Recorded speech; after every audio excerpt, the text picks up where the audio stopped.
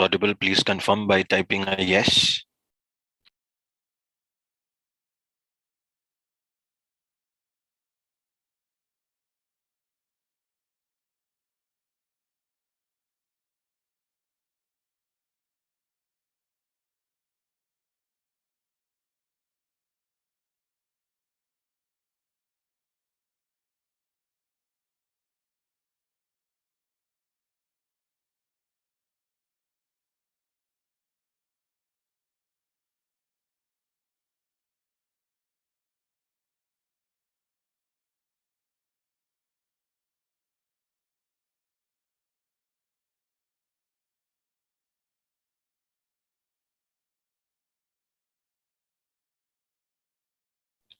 Thank you all of you for the confirmation. We can start today's session now.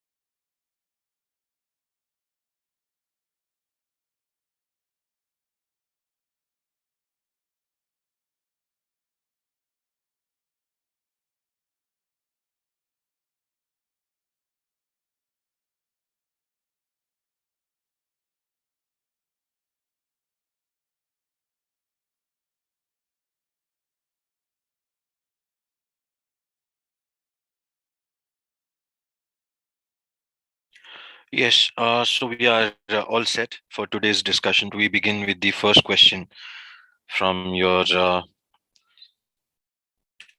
OG Test 1, Section 3.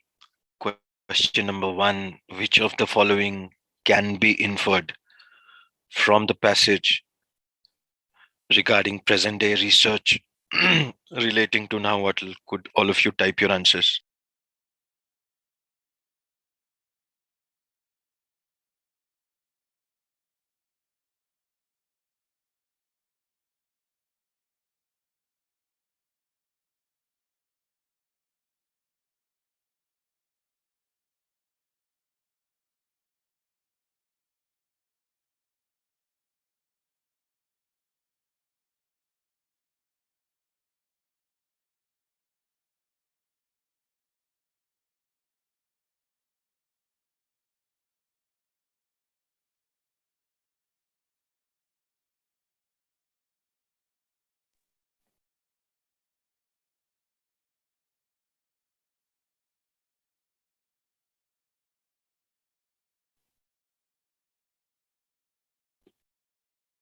Option A, it's both A as well as B. So all of you can see here the question asking us about present day research. So if you read the question, the clue words are one is present day research and the other is Nahuatl. And if you focus on the passage, you will find right here, mm, second paragraph, the first line. The Lama Tinim are able to use this rich stock of abstract terms to express the nuances of their thought. So this is matching with some record or evidence of the thought of Lama Tinim is available. And then if you look at second option about derivation, that part you can see here. They avail themselves of other forms of expression with metaphorical meaning, some original, some derived from Toltec coinages. So that's matching with second option. Some expressions researchers are able to trace their derivation from another ancient American language. The option C is not matching because of the word always. So in the passage, we do not find they are always expressed metaphorically. They are expressed, but not they're expressed all the time. That's primarily the reason why we will not go for option C. I hope you all understood it. If anyone has a doubt, please ask. So we avoid extreme words. This is what you have to keep in mind, and you can write a strategy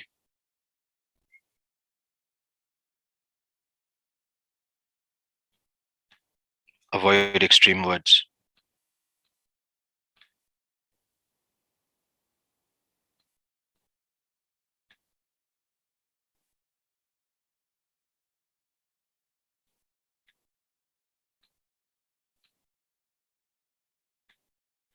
So the extreme words are like always, all,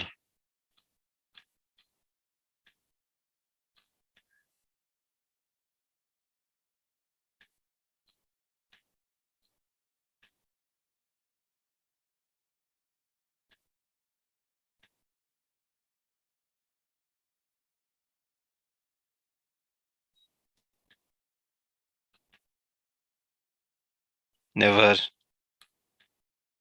none,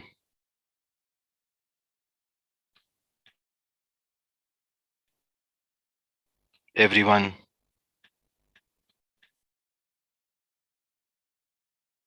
no one.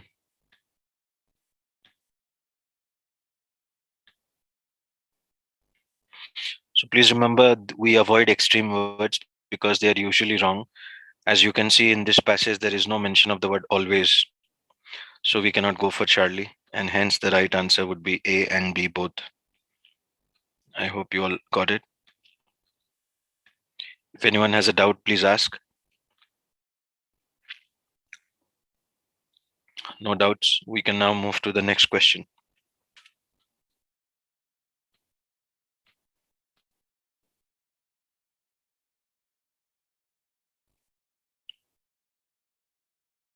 Sorry. We go to question number 2, which says you need to find a sentence in the passage where the author is introducing a specific Nahuatl expression, not identified with other European languages. And you can see that here. Of these forms, the most characteristic in Nahuatl is the juxtaposition of two words because they are synonyms, associated terms, or even contraries complement each other to evoke one single idea. So in the examination, you have to right click on any part of the sentence and that will be highlighted. Once it is highlighted, that's taken as your answer.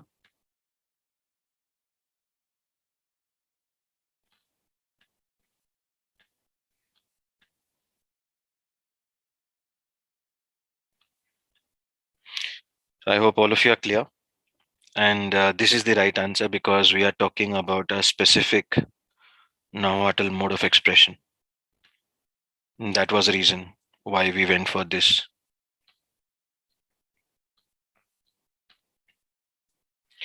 Next, we go to question number 3. What answer will you select? What does coinage mean as used in line 9? All of you, please type your answers.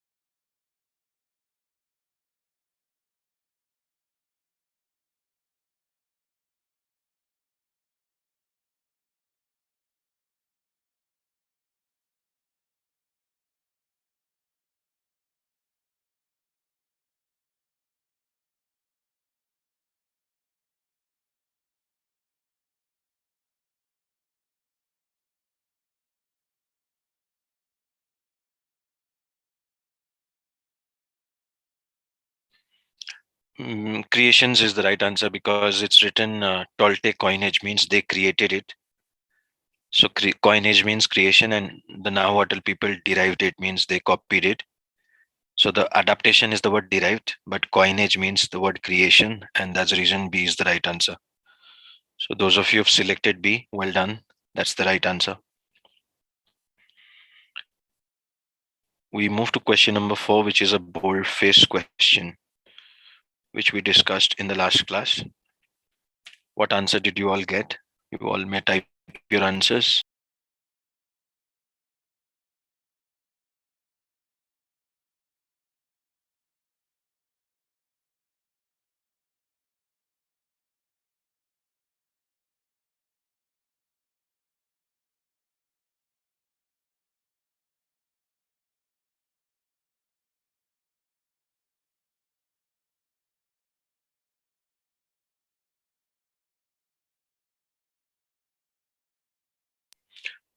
So what we can do is we will read the boldface statement and try to identify it. Like here, it's written, this explanation is inadequate. So when we read this explanation is inadequate, it's like somebody's claim, or it can be a conclusion. So either we call it a claim or we call it a conclusion.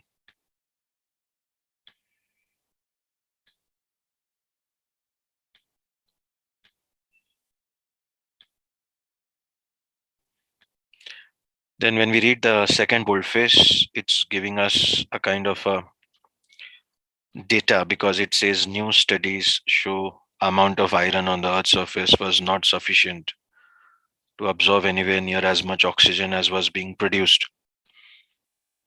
That means it is some kind of a fact. The second boldface.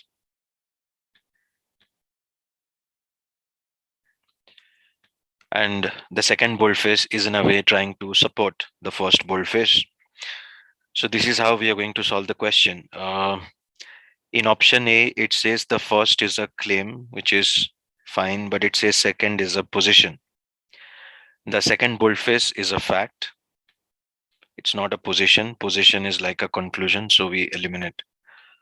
Once you find this mistake, you can scan the other options. You will find same mistake in C, and you'll find the same mistake in E, position in a modified form, and it is not a position. So that leaves us with either B or D. Now we have to choose the right answer, either B or D. B says the first is a judgment about a certain explanation, and the second is that explanation. But the second is not that explanation. When it says this explanation, it is referring to the part which came before it. And the second is actually a fact. It is not even an explanation. So that's the reason we can eliminate option Bravo because it is not an explanation. And now after eliminating Alpha, Bravo, Charlie, and Echo, the only option that is remaining is Delta. So I hope all of you got it, why Delta is the right answer. If anyone has a doubt, please ask.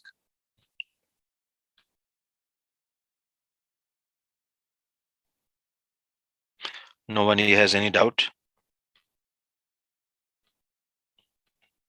We move to question number 5 then.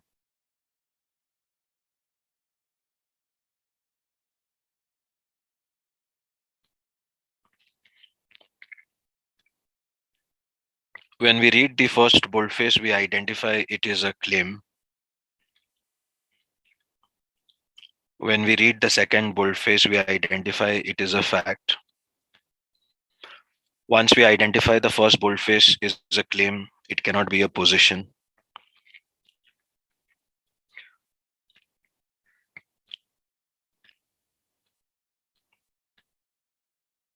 We eliminate A, C, and E because the first boldface is not a position, it is a claim.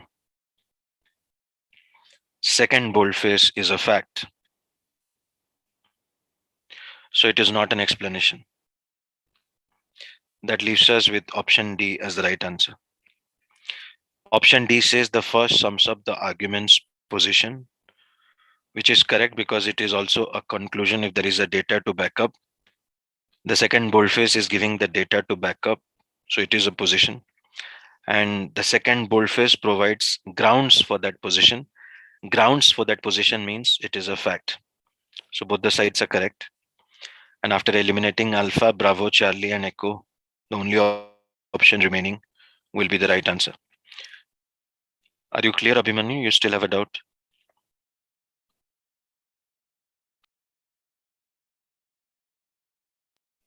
All right, then we move to the next question. No, thank you, please. My responsibility. Let's go to question number 5.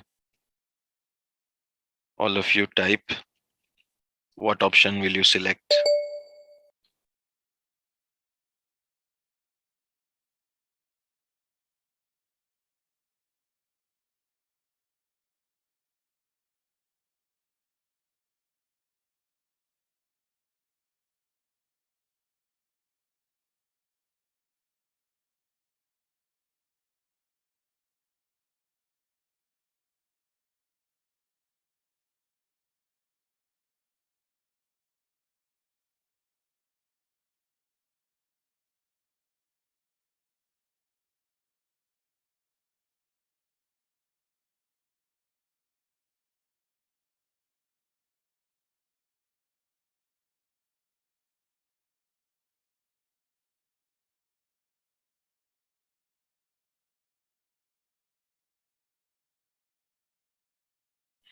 This one is an easy question. You all should have got it.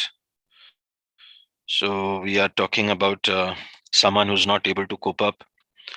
As you can see, she is increasingly out of step, which means her notions are old fashioned because of out of step. So for old fashioned, we get like a mismatch in time, anachronistic, and ultimately means finally she will become alone because everybody else is going ahead and she is not able to cope up in a company. So she will become alienated and, of course, not appreciated or emulated. We are not looking for positive words, we are looking for negative words. So I hope all of you identified it. And the two buts are also the two clues that we need negative, because here you have a but, and before the but there is positive, which means after the but we need negative. And for the second blank also, it's the same strategy that we have but here, the second but, and before the but we have respected, which is positive, which means after but we need negative. So this is how we can eliminate all the other options. We need two negative words. Anachronistic is a negative word. Alienated from is another negative word. So it becomes very easy. Let's now solve the next, number 6. So all of you can type your answers.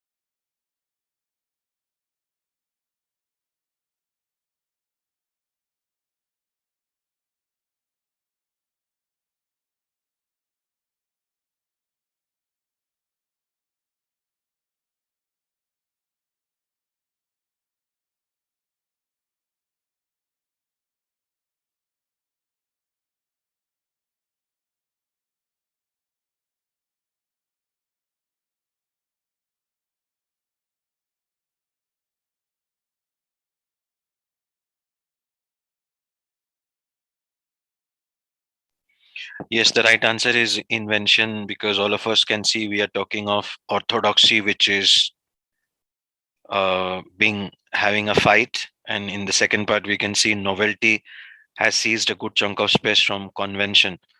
So convention is old and novelty is new.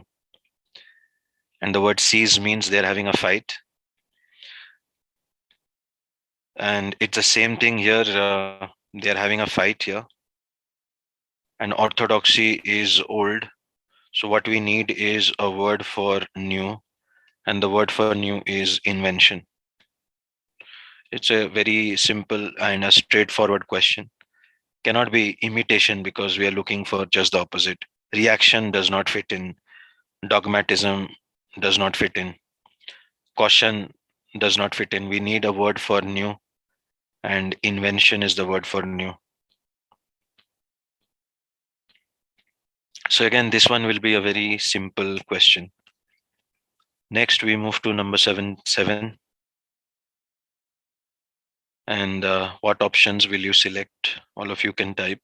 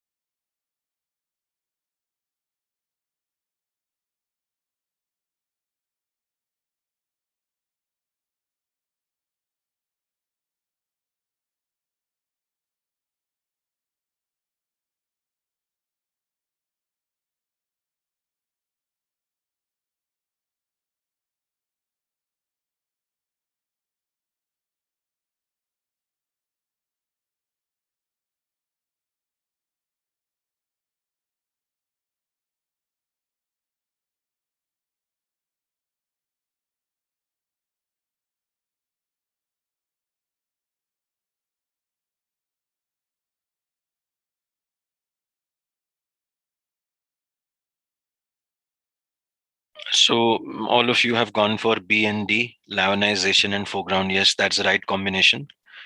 The reason is in the first blank, we need a positive word, because all of you can see we are praising the writer Vladimir Nabokov, because we have the author has used the expression literary giant.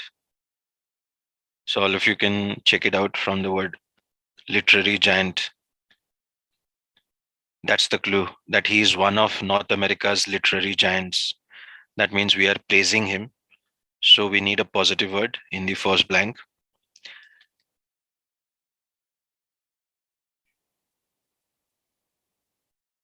And then in the second blank, we need something like coming to the front, because one, there is a spotlight on his peripheral activities. Peripheral means secondary activities. So his primary first activity or primary activity is writer. He's a writer, he's a literary giant. The second activity, which is amateur activity, is studies insects. So he studies insects as a secondary activity, and it is already peripheral, means secondary. But because of the spotlight, it will come to the front, because peripheral means it was in the background. And because of the spotlight, it will come to the front, which is why we need foreground in the second blank, not transcend, not obscure. These two words will not fit in. And for the first blank, we need a positive word, which is why lionization, which is a term for praising somebody, and not stigmatization, which is negative, and marginalization, which is also negative. So this is how we pick up the two blanks, foreground and lionization. So those of you who got BD, well done. And we can now solve the next question, which will be number 8. These are the word meanings, by the way.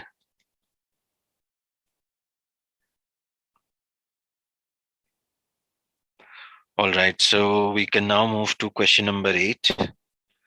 And what option will you select? All of you can type.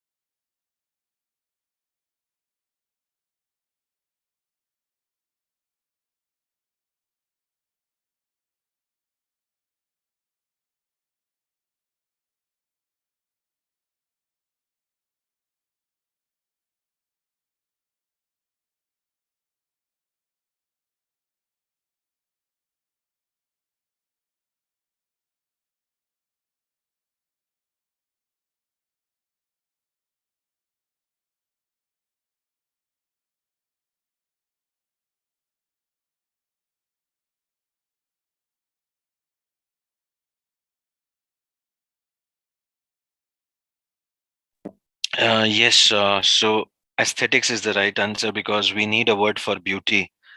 As you can see, we are talking about mathematicians who have a sense of beauty, a distinctive sense of beauty, and then there is that colon. So, if you all remember, a colon is used to give an explanation.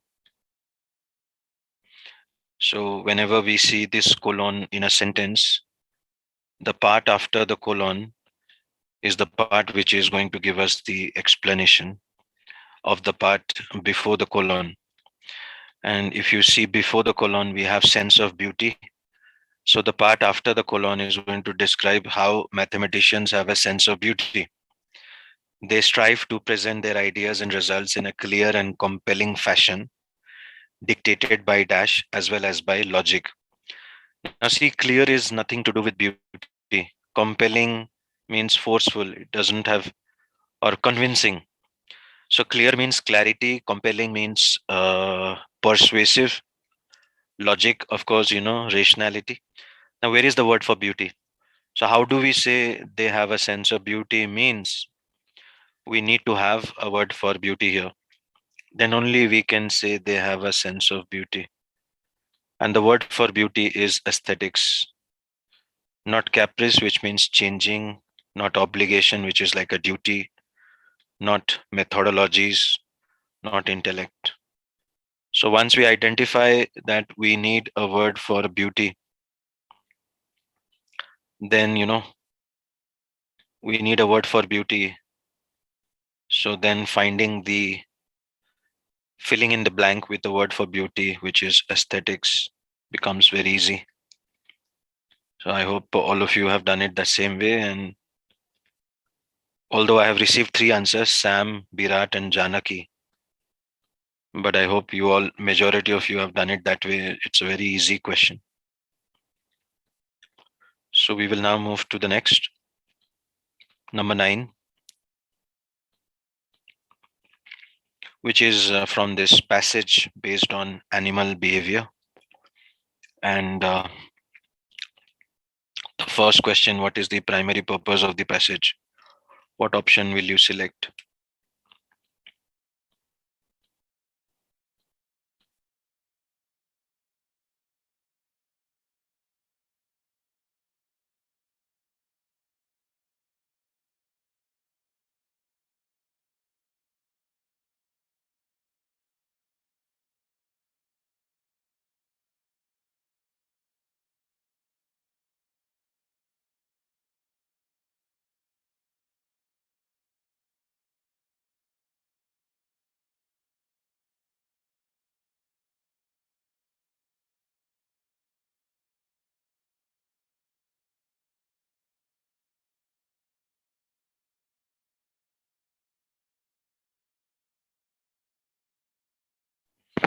No one has written the answer to this question, but if you try it, it is quite easy. We need to find the primary purpose of the passage. Charlie, Prabhat, and Virat. Yeah, that's right. Because the topic of discussion you can see is songs of the birds, isn't it? All of you can see we are talking about the cost of the songs of the birds opening. As per the strategy we follow, we focus on the opening and closing lines, if you remember. The complex songs of birds tend to be costly. Even here, several costs of singing. So it is indeed about the cost of singing for certain birds. You can do the word matching, right? And yes, we are talking about evidence. As you can see, the word these results. So everything is matching in option Charlie. But why option A is wrong? Because we are not comparing. Why option B is wrong? The author is neutral, not questioning a hypothesis. Why D is wrong? Because it says an organism, whereas we are talking of birds.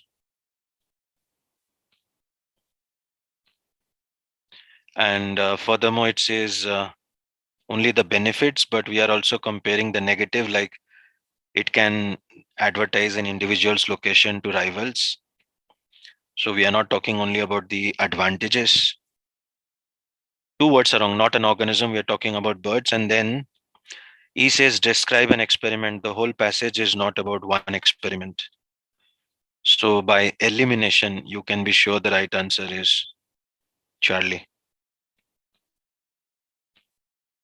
We will now move to question number 10. What answer will you select? All of you type.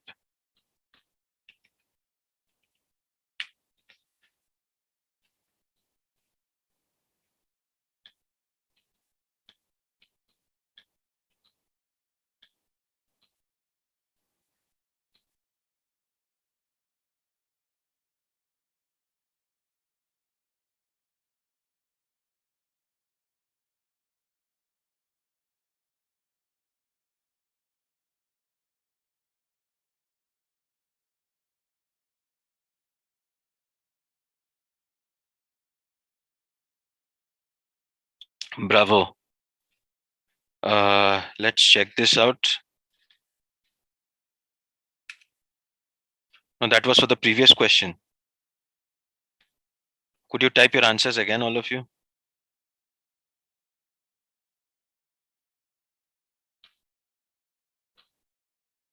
Type your answers, all of you.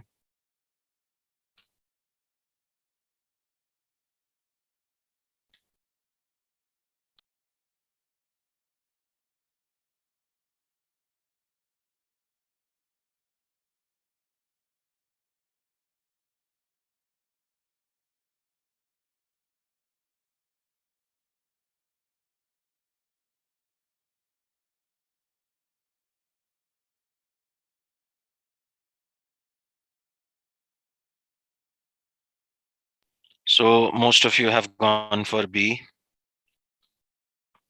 which is Sam, Prabhat, Sanjina, Birat, and Janaki. Let me check. The question is asking us about the day before the night. Yeah, that's right. So if you look at the passage, it says during the day before the night when a male nightingale song rate is high, the nightingale probably does which of the following? The first thing we do is look at the question and the day before the night when the song rate is high. You can see here it is written song rate is high. And here question is also saying song rate is high. So the question is from the second paragraph. And remember, for every question, our first strategy is to locate the question. So this question is from the second paragraph. But if you look at option A, which is talking about thermoregulation is in the third paragraph. So wrong location, eliminate. And if you look at C, it's talking about predators, and predators is in the first paragraph. So again, a wrong location. And that's the reason we eliminate A and C and select B. Bravo. And yes, it stores more energy on body as body reserve than on other days. That's categorically written here. that if singing has an important energy cost, nightingales should lose more body mass on the night when their song rate is high. And Thomas found nightingales reached a significantly higher body mass at dusk, that means in the evening, and lost more mass overnight on those nights when their song rate was high. So, this is the evidence that is supporting the birds store more energy as body reserve on those days when they're the day on which on the same night they are planning to sing. So they automatically know because of evolution that they store a lot of energy because they will be singing, and singing will take up a lot of their energy in the night. So I hope all of you who have tried it have got the same answer B. This is the strategy that we will follow to get this answer. Now, of course, we will move to the next question.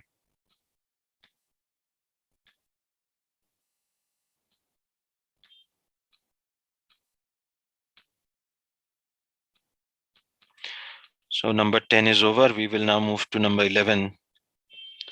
What option will you select? All of you can type.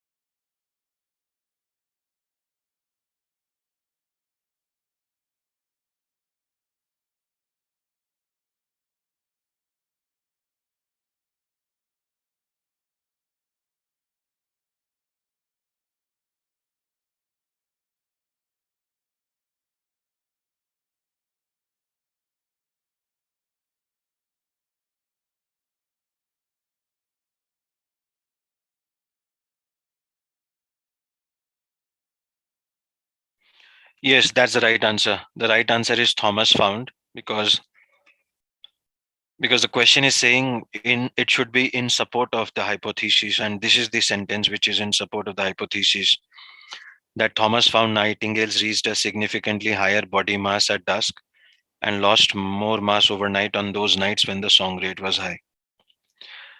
So yeah, Sam, you're right, and everybody who has selected this sentence, well done, because this is the sentence which is supporting the hypothesis about the energy cost of singing. None of the other options are supporting it.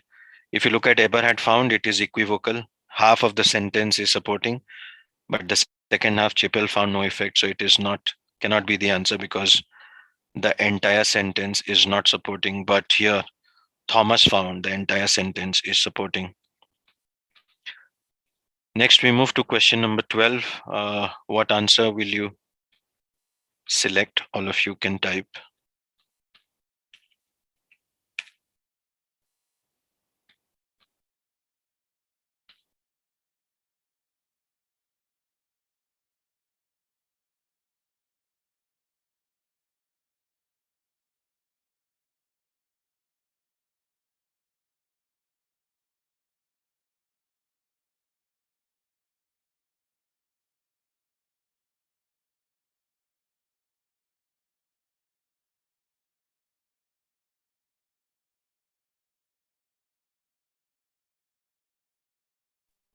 This question you can do by elimination. If you all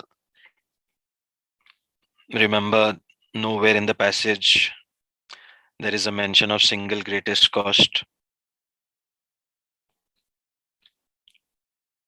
So how can we go for A?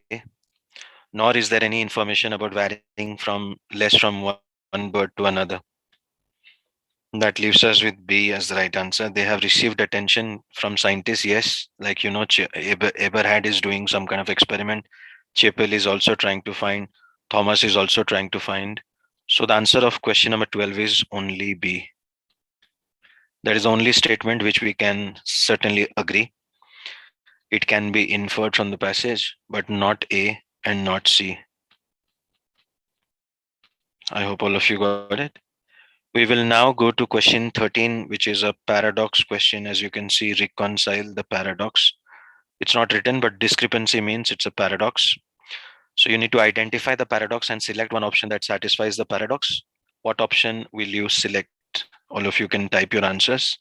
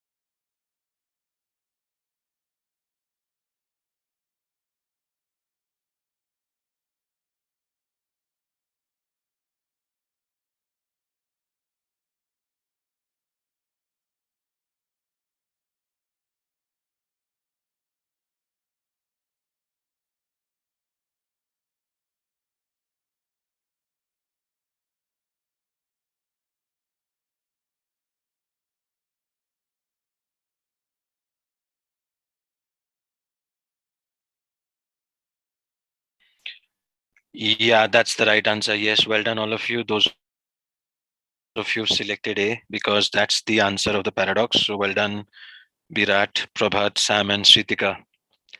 It's not B because those are not the avoidable accidents. I mean, those are the unavoidable accidents. I beg your pardon. Option B is talking about the unavoidable accidents. So nobody could have avoided them. Please make a note, all of you. Option B is talking about unavoidable, where the weather is bad, unavoidable accidents. We are not talking about unavoidable accidents.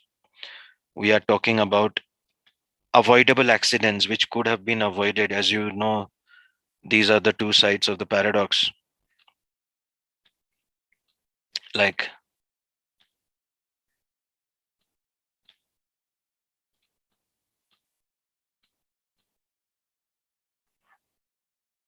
where is it? Yeah, give me a minute.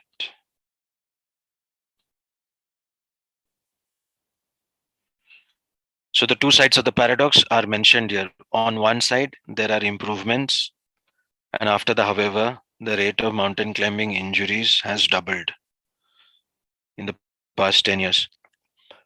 So when the rate of mountain climbing injuries has doubled, we are talking about the avoidable ones, which could have been avoided. But option B is talking about the unavoidable ones, which nobody can stop. So B cannot be the answer. Nor are we talking about being a dangerous sport. That's not giving us why the accidents are increasing. D is saying in the past 10 years there have been improvements in mountain climbing techniques, but it does. If there are improvement, then why the accidents are doubling? So D is also not answering our question. And he is talking about deaths, and we are not talking about deaths. We are talking about injuries and why those injuries are happening. The rate of mountain climbing injuries. We are not talking about deaths. So by elimination, you will get the answer is A, that the mountain climbers are getting into a false sense of security because, when they know that there are some improvements, so they feel they can do some new kind of stunt. And when they try attempt some new kind of stunt, climbing feat means some kind of a stunt of which they are not capable, then obviously the accidents will happen. So option A is satisfying the paradox. There's a reason option A is the right answer. We move to number 14. And what option will you select? All of you can write your answers.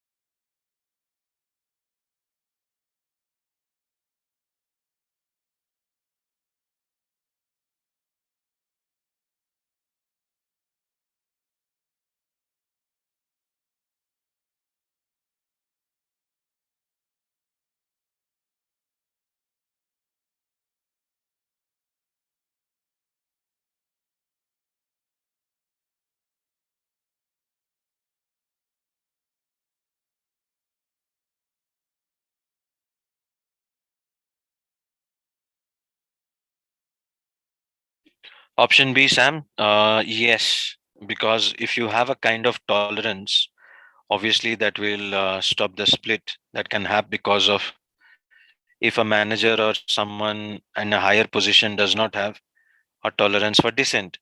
So if you do not have a tolerance for dissent, then it can create a split. But if you have a tolerance of dissent, that someone disagrees with you, you're okay with it, so that will prevent the split where people will not leave your group and go to some other group.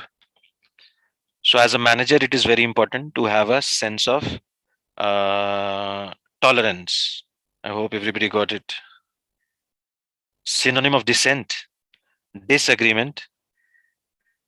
If somebody disagrees with you, that is dissent.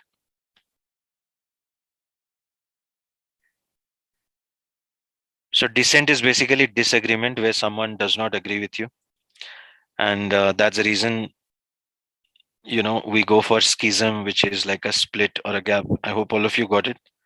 If anyone still has a doubt, please ask.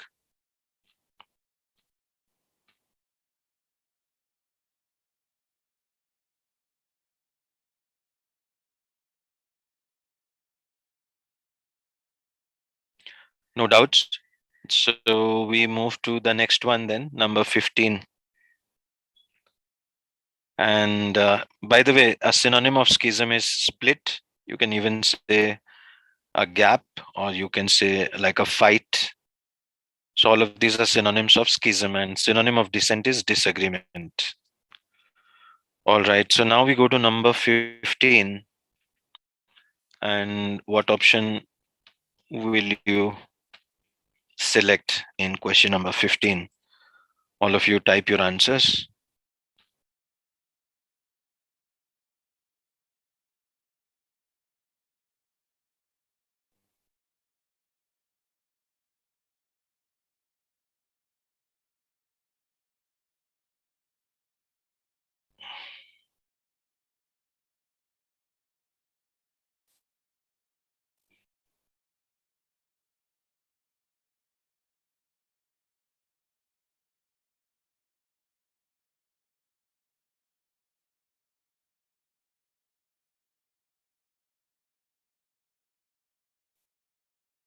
मैं वो सब्र जिसे रोक दिया जाता है, मैं वो जंगल था जिसे काट दिया जाता है, मैं वो दर था जिससे दस्तक की कमी खाती है, मैं वो मंजिल था जहाँ टूटी सड़क जाती है, मैं वो घर था जिसे आबाद नहीं करता कोई, मैं तो वो था कि जिसे याद नहीं करता.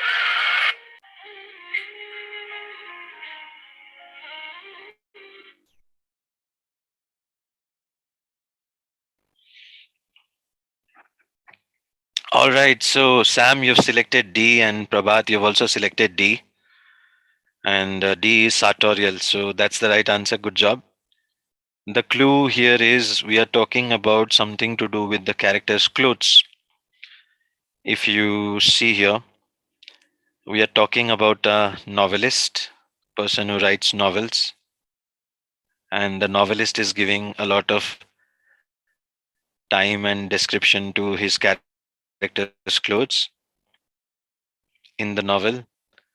Now, we cannot say it is a good or a bad thing because maybe the novel requires a lot of descriptions about the character's clothes. But here, although worthy of attention, so this is where we get the contrast, that although describing the character's clothes is worthy of attention, but so that's the positive part, worthy of attention.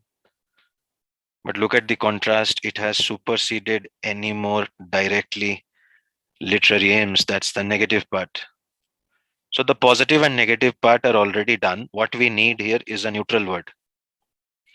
And that's the reason you cannot say whether it is like a frivolous, which is negative, and you cannot even say it is irrelevant, which is also negative. Nor can you say didactic, which is to do with knowledge. We don't have anything to do with knowledge here. That will be taken as positive. And syntactical is neutral. It's like grammar, syntax, sentence structure. We are not talking of grammar here. We are talking of clothes. So you need to either know the meaning, sartorial means clothes, or by process of elimination, you will select sartorial, whichever way you do it. But do remember, there are two words in our vocab list for clothes. One is raiment, which is similar to garment. So you can remember it as raiment, similar to garment. And another is sartorial, where I don't know what is the connection. Anyone has a clue for how to remember sartorial? Sartorial, like a suit, maybe? Elegance. Sartorial, something to do with clothes. Ah, well done, Sam and Virat. Sari. Sartorial. I was thinking of a suit. A sari is better. Yes, sari and sartorial go together. And raiment and garment go together. So thank you for that input, Sam and Virat. And all of you, please remember these stories, how to remember sartorial, raiment. And they both are to do with clothes. Two words we will use in GRE for synonyms of clothes. And this is how we do by elimination and get the right answer. Wonderful. Great input, Virat and Sam. Thank you for that. Let us now go to. So, see, didactic is teaching, it is knowledge and teaching, it will not fit in. And frivolous, we cannot say it is negative. Syntactical, nothing to do with grammar. Irrelevant, negative, we don't need negative, we need neutral. So, by elimination, you should be able to do it. Let's go to the Belanger question now. And what option will you get? Please type, all of you.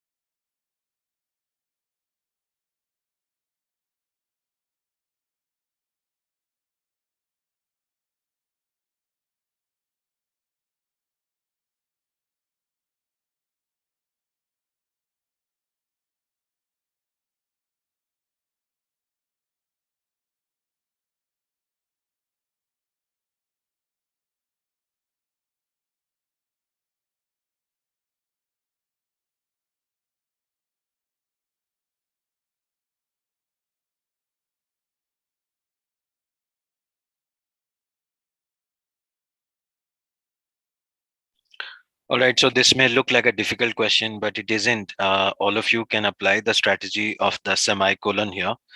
Because of the semicolon, you know, the two sides are going in the same way. And that's how we get it. Belanger is dancing with a dash that is drawing attention, but at the same time, he's trying to do dash. So from the second part, we can get the correlation with the first part. So through dash, that is how Belanger is dancing. He's dancing with, we need a synonym of finesse, which is panache, confidence, style, elegance, that is drawing one's attention. So we needed a positive word here. Unrestrained is not positive, where you cannot control yourself. Gawkiness is not positive. So these are negative. The unrestrained and the gawkiness part. But undemonstrative is like you are not demonstrating, and panache is positive.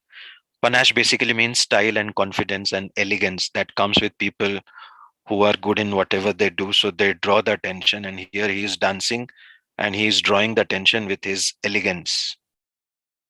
So by his style and confidence and elegance, he is drawing the attention. But at the same time, you can see he is dancing with finesse, and the understatement is matching with the undemonstrative part.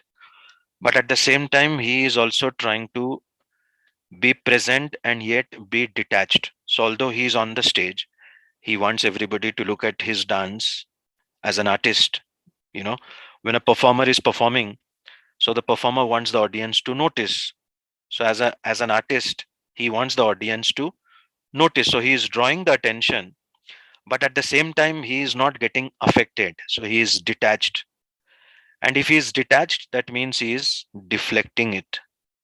He is not getting affected with all the attention. If he gets affected, it will affect his performance. So he is an experienced dancer. He knows he has to be detached, not get carried away with the audience's response. That's the reason we need a word for deflect, that he is detaching himself from the applause. So he's deflecting the attention. First, he is drawing the attention, then he is deflecting it. So for deflect, it cannot be focused and cannot be overwhelmed. That's the reason the right combination is ANF. Virat and Sam have got it right. Well done. If anyone has a doubt here, please ask. Any doubts, clarifications, please ask anyone. No doubts? All right, so now we will move to number 17,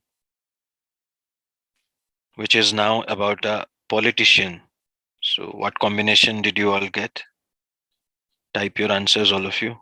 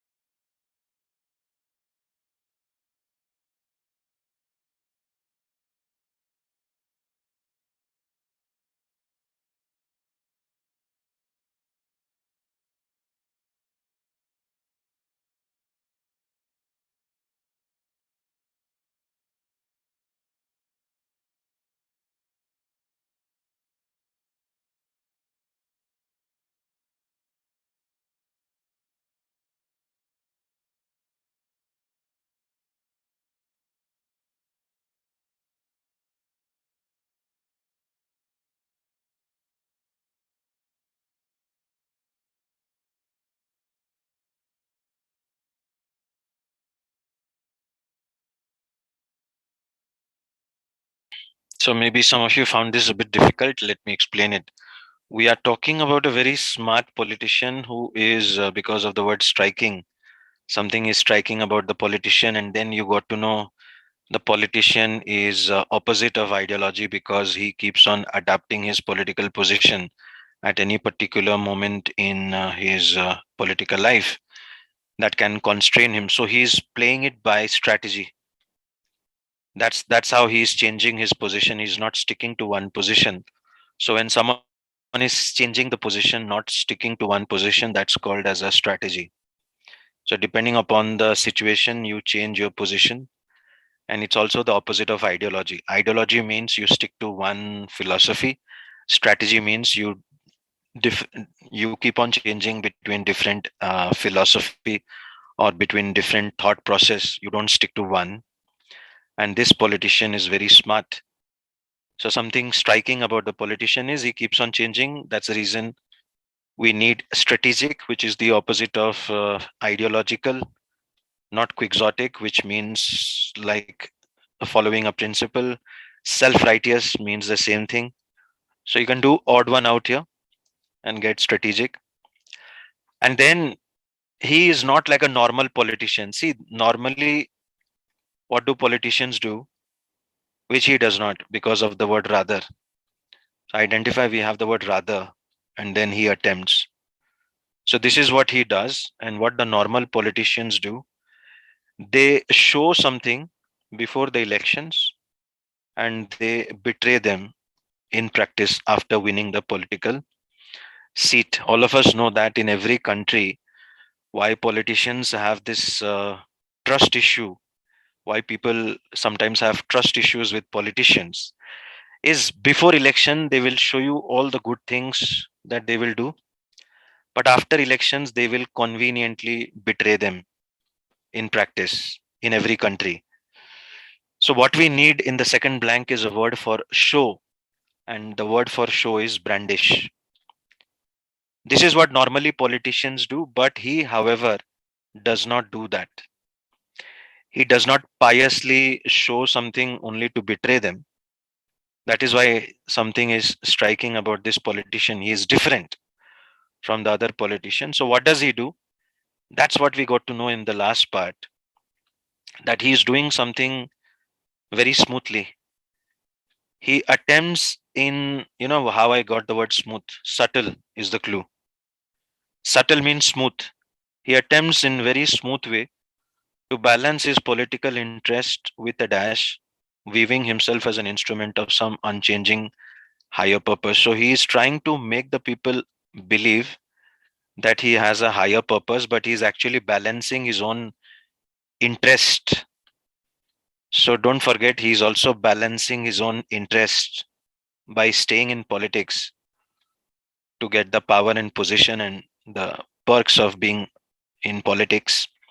So he is looking at the perks of being in politics, but at the same time, he is trying to tell the people there is a higher purpose to his politics, not just his own self interest.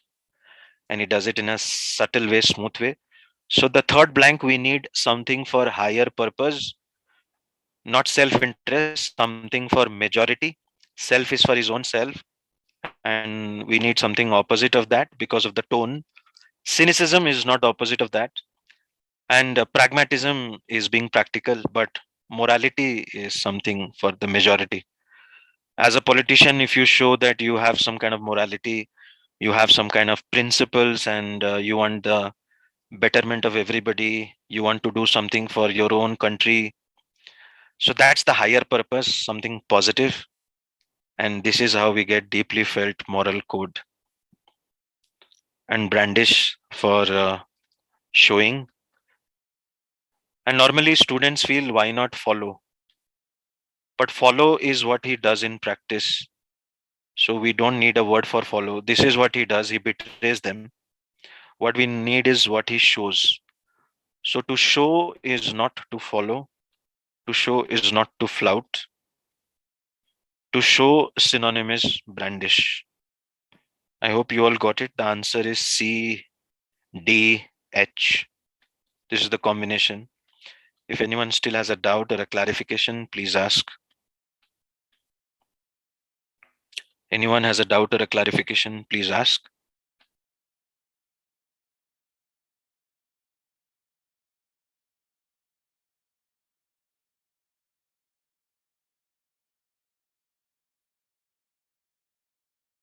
No one has a doubt. Everybody is okay with the explanation. So we will now move to number 18 then,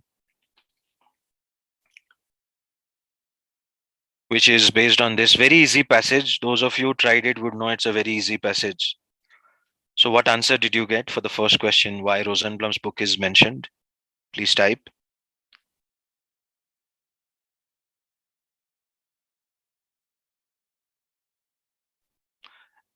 Okay, because it's already going to be 8 o'clock, we will be going for a break. So I'll hurry up. We have to cover the first section. See how to get the answer quickly. I'll tell you the strategy is here. Read the first line, you will get the main idea. The main idea is the condition of scholarship devoted to the history of women in photography is confounding. Confounding means confusing. So this is the main topic. And then you can see three names are given of three different women. First is Alice Austen. Second is Marion Palfy. Third is Naomi Rosenblum. And there is no contrast word. So you can say these are the three examples which the author has given to support his main point. So these are the three examples. And now the question is asking why Rosenblum's book is mentioned. So obviously Rosenblum's book is mentioned as an example to support the author's point that history of women in photography is confounding. And that's how you get the word C. The fastest way, that's right, to get the answer. Look out for the word example. Look out for the word example and you'll find it. And then you can see the second part, a way in which scholarship on the history of women in photography is unsatisfactory. So unsatisfactory is matching with confounding. So you can see how quickly we can get the answer by looking at the main idea and the why the book is mentioned. So we are just trying to connect the two. Why Naomi Rosenblum's book is mentioned, and obviously it is to support the main idea, and we need to know what is the main idea. So that's it. That's the right answer. C for Charlie. This is the fastest way of solving this question. If anyone has a doubt in this question, please ask.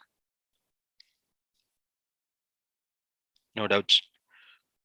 So we can now move to number 19. So we cover the 25 questions before the break, and after the break, we cover the remaining 25. Now we go to number 19 of the same passage. What answer will you get?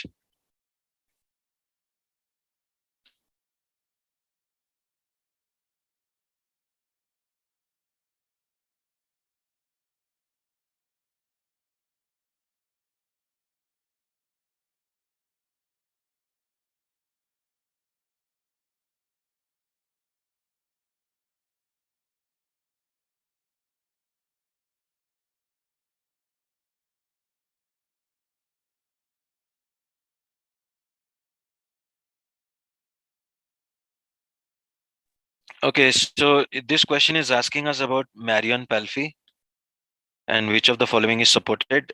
All we need to do is do the word matching here, and her photographs have played an important role in the civil rights activities, which is why the answer is C, played a role in subsequent events. But it cannot be this one. It cannot be A because it says she would have received greater attention. We cannot be totally sure, and this most aspects of photography were static. We don't have this. That most aspects of our photography were static rather than transition. So this part is missing, which is why we eliminate A. I hope you all got it. This state of transition and static part. These words are missing. And option B is wrong because it says, again, because her photographs were more familiar to her contemporaries, which we do not have it. And once you eliminate A and B, the answer is only C. And what is C? That her photographs have played an important role in the historical events, which you know that the civil rights activities. So I hope all of you got it. Why the answer is only C. Let's now move to question 20. What does inflation mean? Anyone wants to attempt? Can you type your answer, all of you? What does inflation mean? Very easy.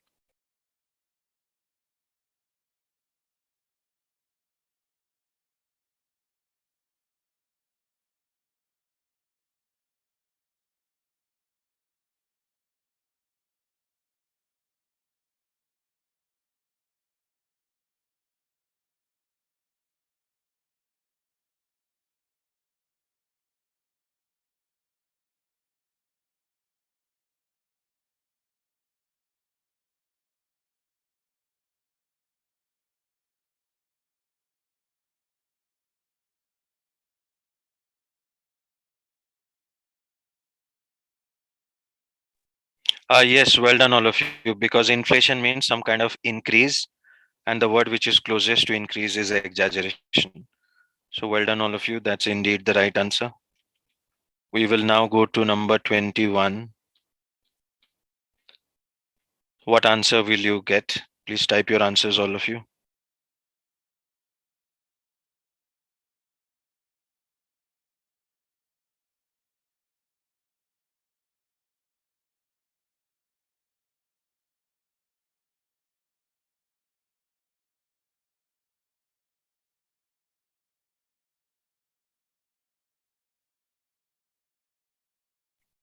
So the clue here is you want to save the aquifer.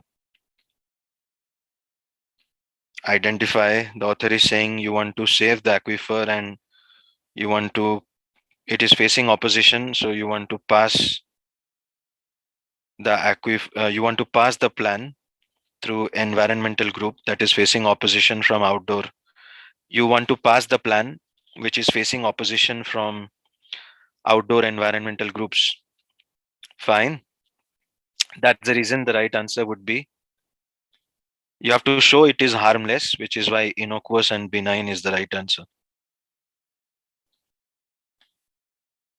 and not practicable and feasible. That will not fit in. Minimal does not have a pair. Remedial does not have a pair. Guys, excuse me 2 minutes.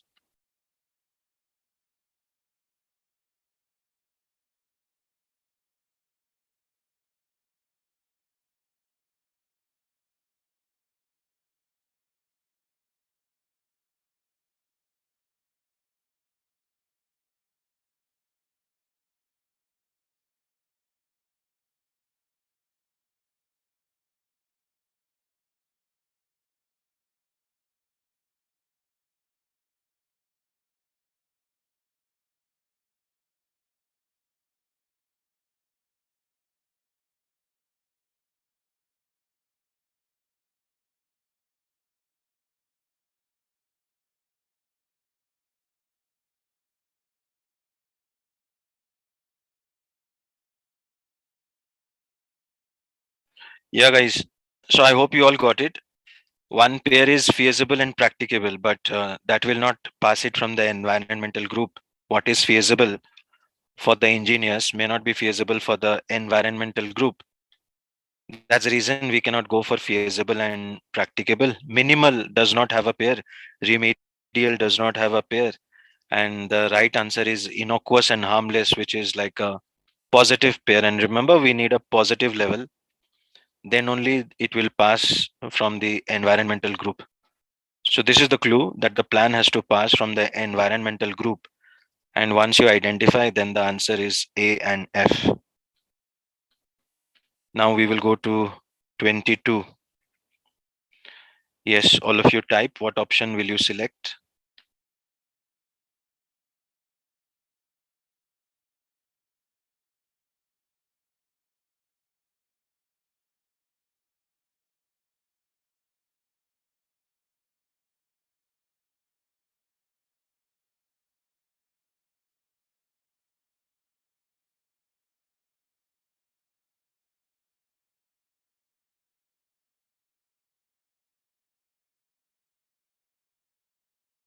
All right. So I think you guys are having a doubt here as well. So we are talking about the movie and the filmmaker. Its implication is referring to the movie.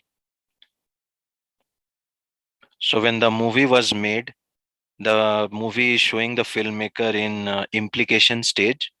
But when the movie is released, now the filmmaker is actively involved in feminist politics. So you can see the movie is showing implication stage, whereas when the movie is released, the filmmaker is directly involved, not implication. The opposite of implication is active or direct. That means the movie is of a earlier time, because we are looking at the relationship between the movie and the filmmaker. So the movie is of a earlier time, and because of earlier, we will go for antedated and preceded as the right answer, and not portrayed and represented. The wrong combination. Abhimanyu. Were you able to understand, Abhimanyu? Shall I give you an example?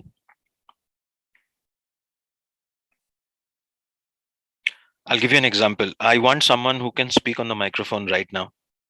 Someone who can speak on the microphone. Can you unmute your microphone, please?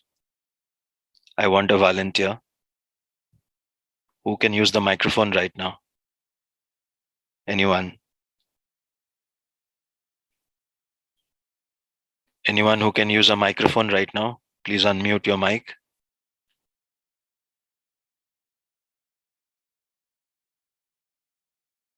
No one can use the mic?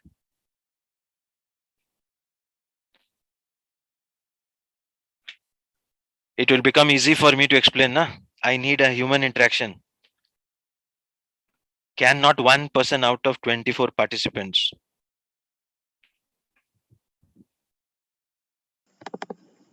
Can you hear me, sir? Hmm?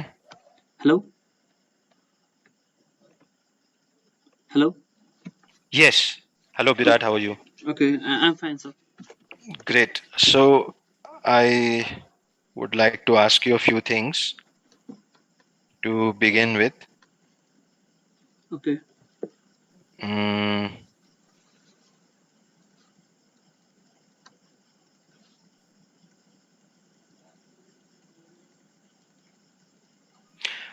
we all know about Nelson Mandela. Yes. Yes, very good. Virat, he was a main architect of South African independence. Yes. So, when does a person usually get involved in the country's politics? I'll give you three stages: school days, college days, after getting a job, or after retirement. First time to get into politics, usually. Usually, maybe during the college.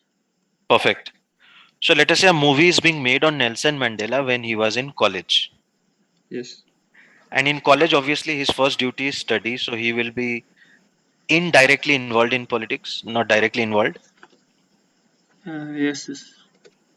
But movie making takes a bit of time. So when the movie was released in 1974, let us say now he is directly involved in his country's politics. Right. Right. When he was in college, a movie was made on his life story. But by the time the movie was released in 1974, he was directly or actively involved in South African politics.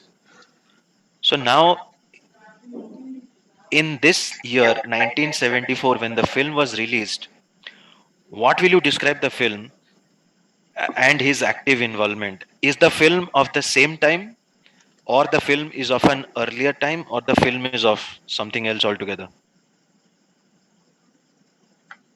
So it's of the earlier time. Exactly, which is why we need two words for early, because he is now actively involved, whereas the movie was in his indirect days, implication days. That's the reason it will not be portrayed and represented, but it will be antedated and preceded. It is not of the same time, so it cannot be portrayed and represented. Are you convinced, Birat? Yes, I'm convinced. And Abhimanyu also got it, so that's perfect. So this is the best example which I usually give to my batches. And of course, Cloak does not have a pair and Renew does not have a pair. So usually CNF or A and D, but here the right answer is A and D. And now we move to the next question. Number 23. So all of you try this. This is easy. Congress is having great difficulty. So what do you think will be the right answer here? Please type, all of you.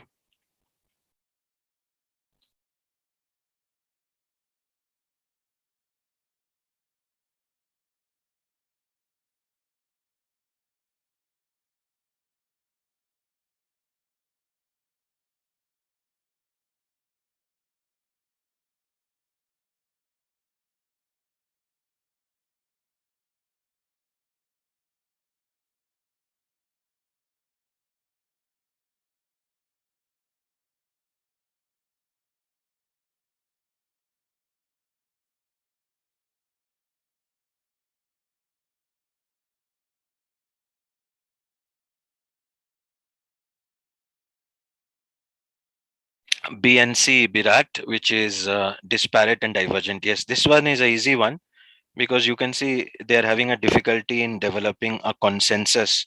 So that is the clue that they all have different opinions. So disparate and divergent will be the right answer, not commonplace and trivial. Commonplace and trite, sorry, which is the other pair. Fundamental does not have a pair and trivial does not have a pair. So the right pair is disparate and divergent. I hope you all got it. That's the right answer, Birat. Good job.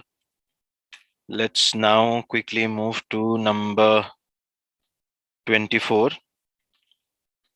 And What option will you select? This one is easy. Without necessary relation is the clue here. So which two options will you select? Anyone? Without necessary relation means the conductor is doing something without any pattern. So you may not know the word meanings. Let me show you the word meanings, then maybe it will become easy. Now you will definitely select the right answer, guys. What option do you think? Without any pattern means the conductor is conducting exactly Sanjina and Virat. Without a pattern means in a erratic way. So these are the synonyms of erratic, capricious, fickle, oscillate, mercurial. That's right, Janaki, Sanjina and Virat. So it's a very easy question, provided you know the word meanings. Compelling, no, the other pair is exacting and meticulous. But we are not looking for exacting and meticulous, and compelling does not have a pair, cautious does not have a pair. What we need is two synonyms for changing or erratic, and that's the reason we select arbitrary and capricious. Finally, the last question before the break. So identify the spacecraft Voyager was expected to gather data only about the planet Jupiter and Saturn, but it has sent a wealth of data from Neptune. So, what do you think will be the answer here? The scientists will be happy, very happy, not happy. The wealth of information it is sending is the clue here.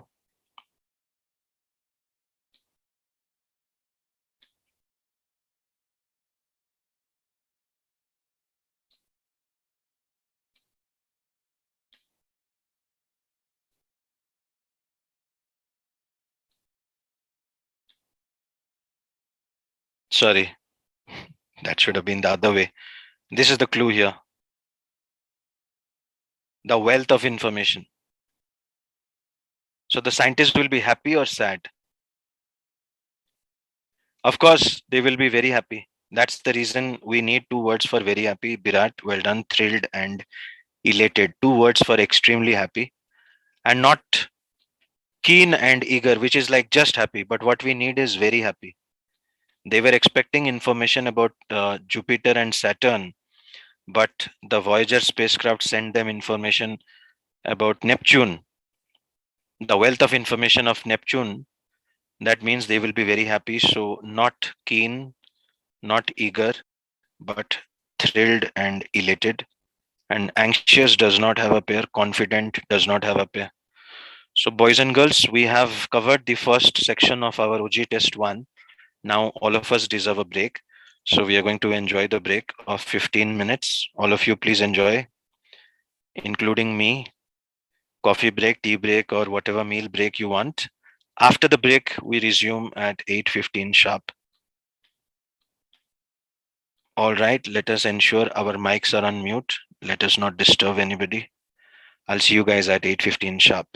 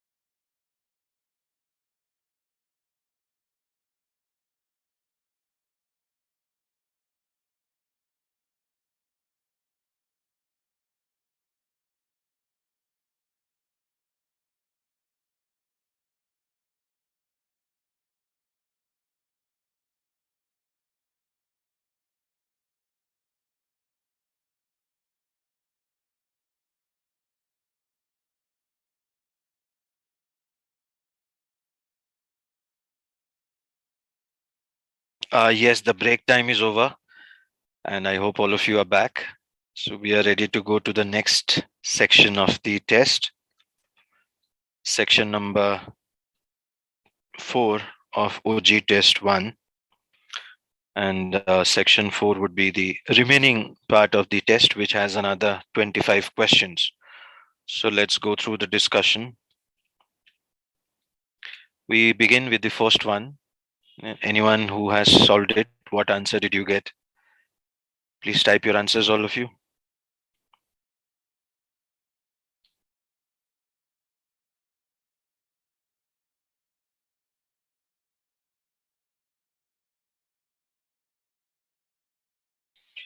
So the question is saying, by ignoring decades of mismanagement, decades is like 10 years, more than 10 years. One decade is 10 years, so decades would be like 20, 30 years.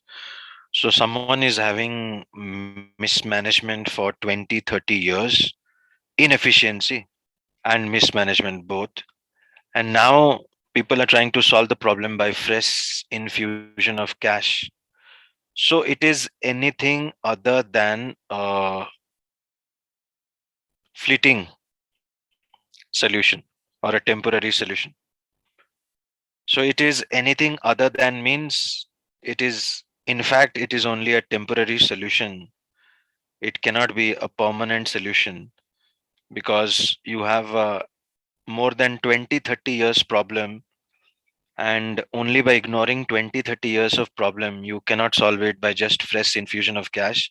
So it is a temporary, which is why fleeting and momentary. B and C is the right combination, not complete and total.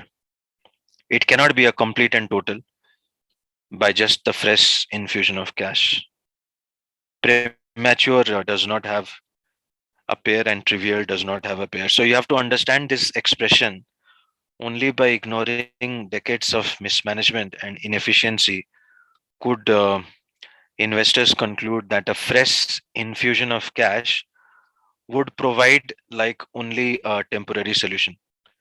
Anything other than means it is just a temporary solution. So I hope everybody got it.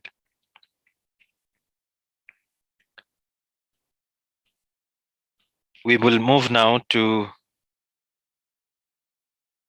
number 2. So some of you, may have a doubt. Anything other than means what? The same or opposite? Anything other than means the same. If it is rather than, then it is opposite. Other than means the same. So it is a temporary solution. If it was rather than, then you could have said it is the opposite of a permanent solution. It is a temporary solution, so it is the opposite of a permanent solution. But because it is written anything other than means it is a temporary solution. By having a decades problem of mismanagement inefficiency, you cannot solve it by just a fresh infusion of cash, and even if you try, it is just a temporary solution. Now we will go to question number 2. All of you try.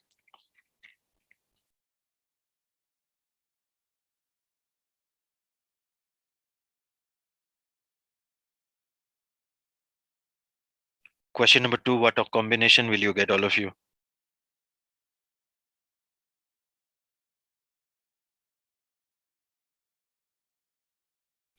So here we are talking about unending series. That means we are looking for diversity. So that's the clue. The answer is A and C. Which is the other pair? You can say stability and invigoration is the other pair. And reproduction does not have a pair. Deviation does not have a pair.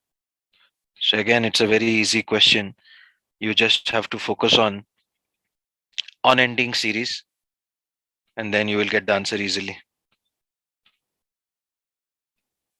Next, we go to number 3, and all of you can see there is a flood of information, and you have to keep abreast of the news.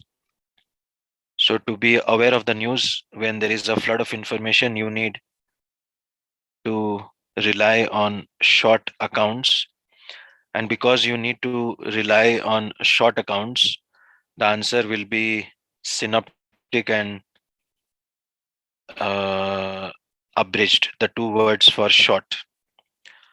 And the other pair you can say is sensational and lurid, but that will not fit in here because we are looking for something like a short or a brief. So the synonyms of these words are what we call synoptic and abridged, like a short one.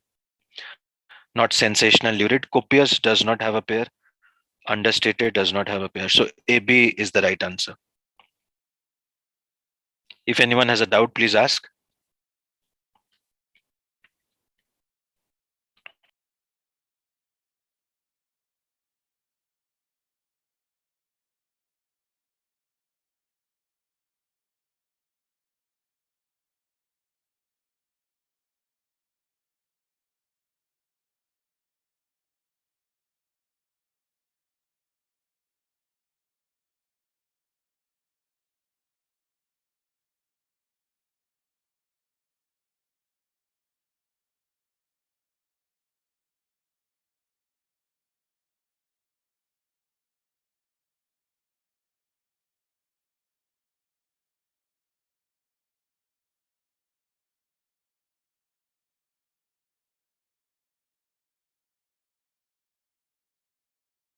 So no one has a doubt, and we can now move to the next question, which would be question number 4.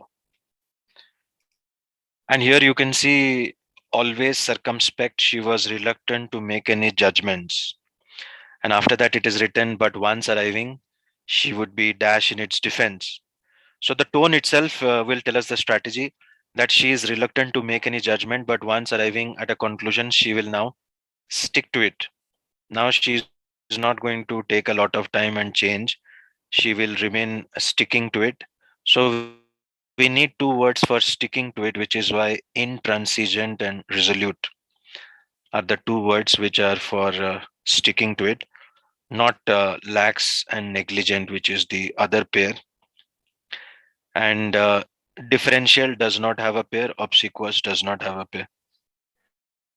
So this is the question where you can solve it by the tone, that she is reluctant to make any judgments, but once arriving at a conclusion, she will stick to it. And because she will stick to it, so intransigent and resolute.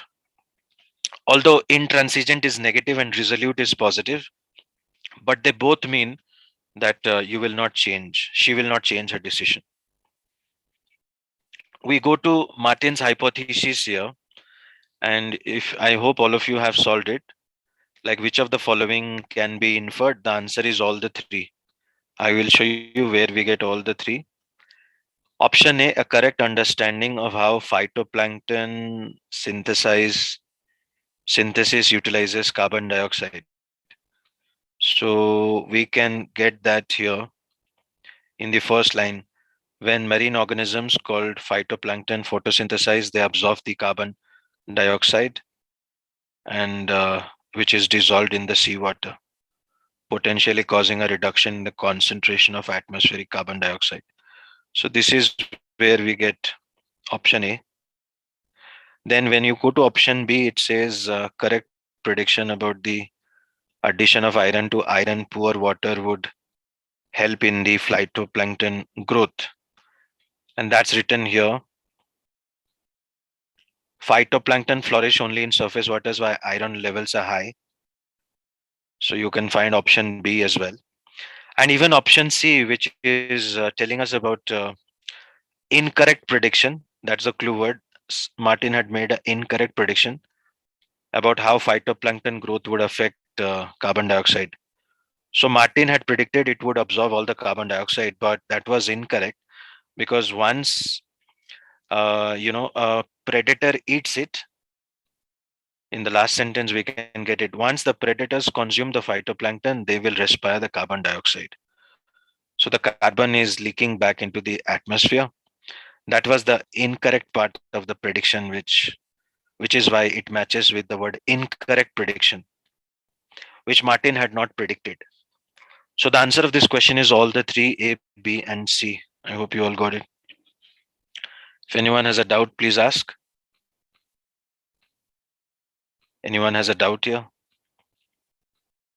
No doubts. So now we will move to question number 6.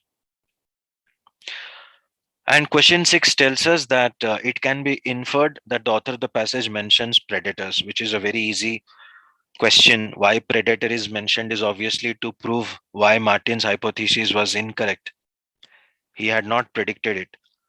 And that's the reason the answer is A. Help explain why Martin's hypothesis is incorrect.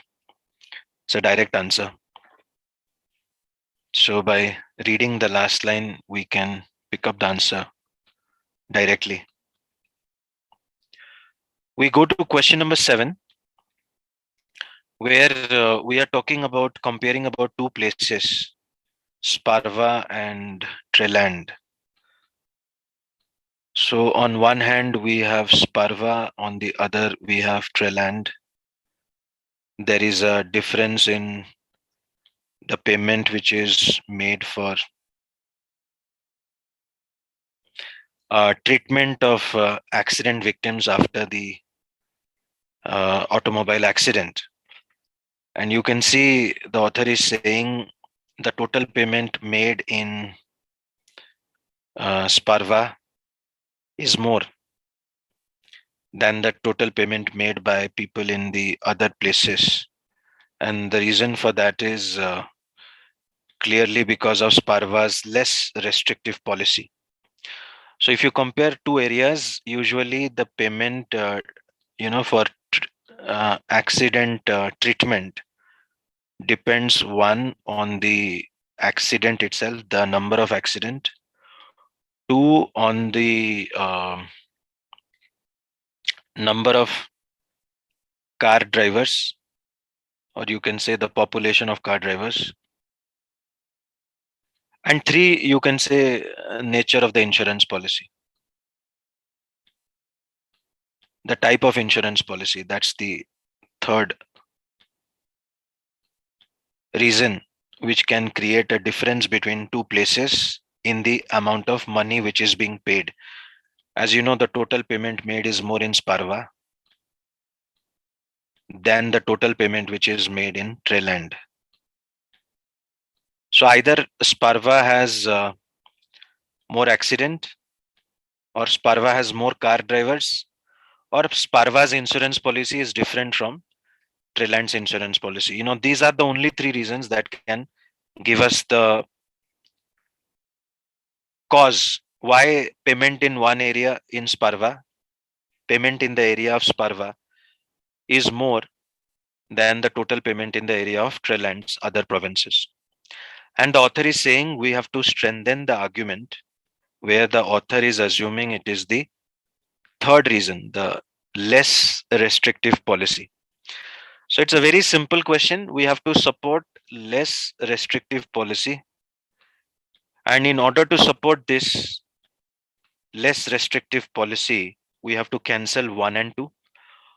Already the question is cancelling Sparva does not have the largest population. So the author has already cancelled the population, which was our point number 2. And in order to support point 3, because our job is to strengthen the argument, so we have to cancel point 1. That's the reason the answer is E, which says there are fewer traffic accidents in Sparva than in any of the other provinces. So this is the point which tells us Sparva does not have more accidents. So we cancel point 1. Sparva already does not have the largest population. Author has already cancelled 2. So now the only reason that remains is the nature of the policy. Sparva has less restrictive policy, and that's the reason why the total payment is more. So it's a very easy question, and this is how we get it. I hope you all understood it, why the answer is echo. If anyone still has a doubt, please ask. Anyone has a doubt in this question, please ask.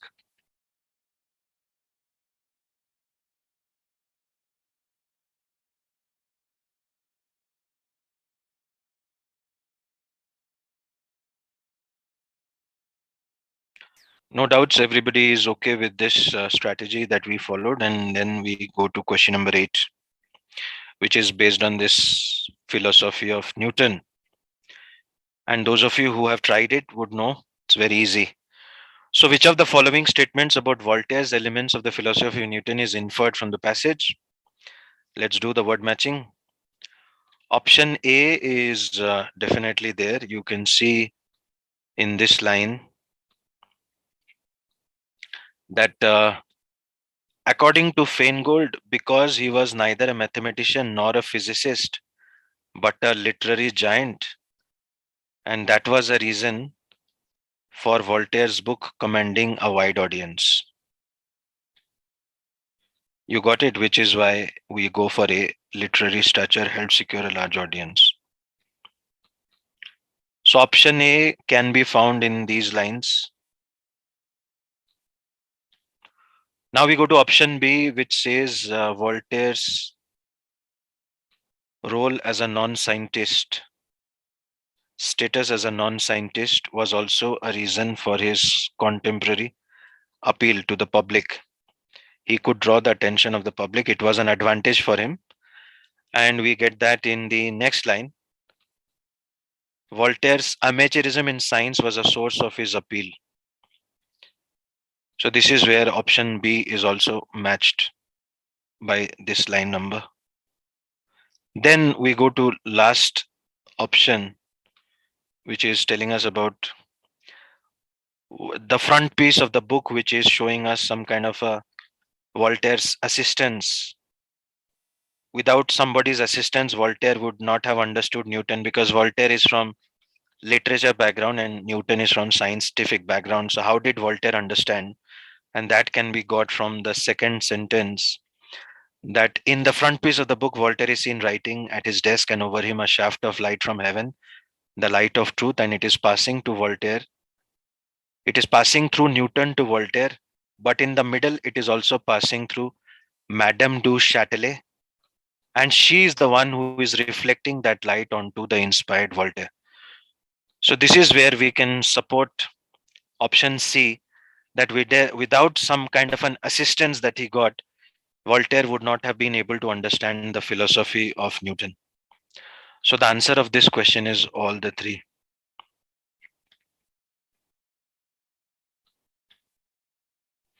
And we get it by word matching. Next, we already know the answer. Select the sentence that describes an allegory. Allegory is like a story about Voltaire's acquisition of knowledge. And we already have that here. The book's front page, Voltaire is seen writing, and the light is passing from heaven, the light of truth, and it is passing through Newton to Voltaire. But in the middle, it is passing through Madame du Châtelet, and she is the one who is reflecting it to the inspired Voltaire. So this is the sentence which needs to be highlighted by right clicking it. And once you right click on any part of the sentence, the whole sentence will get highlighted, and that will be taken as our answer of question 9. Next, we go to question number 10, which is back to sentences. And the clue here is the word ironically. Ironically means a contrast. So, what is the contrast? The contrast is he is so wary of something, but at the same time, his novel is running into a fortune. So, that's the irony. He is so careful of not wasting money or spending a lot.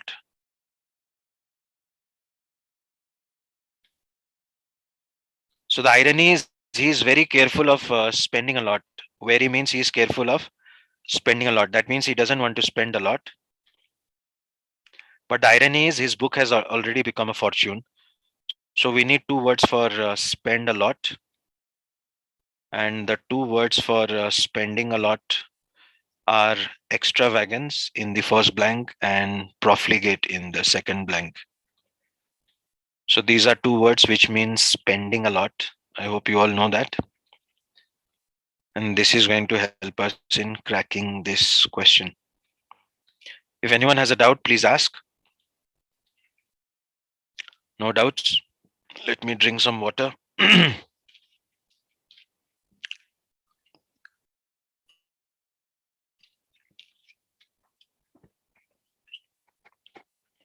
All right, so we now move to question number 11. We have done number 10. And number 11 is about this John Stuart Mill. This question is also based on strategy. If you focus here, John Stuart Mill's classic exploration of the liberty of thought and discussion concerns the danger of dash and then the colon. So remember, colon is giving us the explanation. In the absence of challenge, one's opinion becomes grow weak and flabby, even if they are correct. So, what is that one word which can describe somebody's opinion, although they are correct, may become weak and flabby if nobody challenges us?